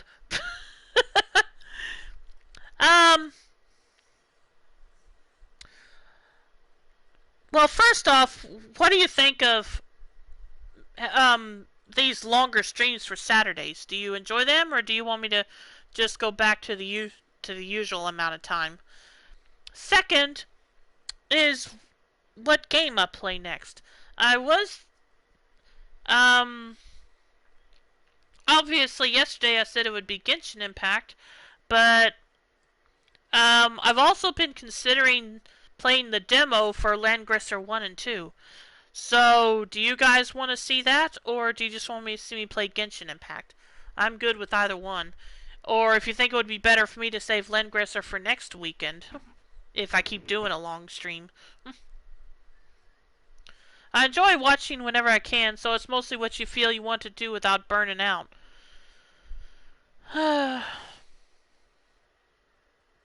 That's a good point.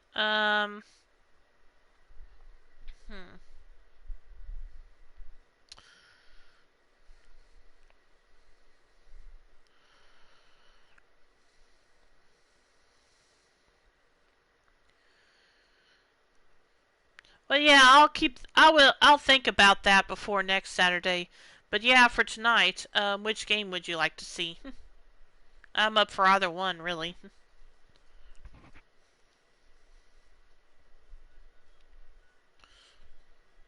Why not get a drink, take a break, and play whatever feels fun?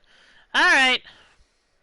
Well, actually, that's the thing with Landgrisser is I've never played the series before, so I don't know if I'll find it fun or not. So that's the thing with that game.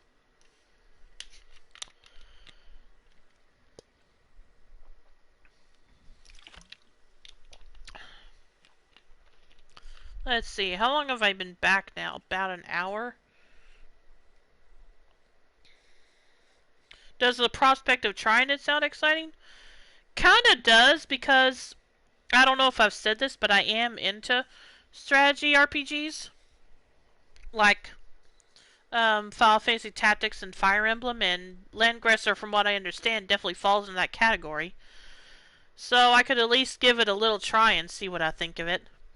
And if I find it's not interesting, I can just end the demo early and move on to Genshin.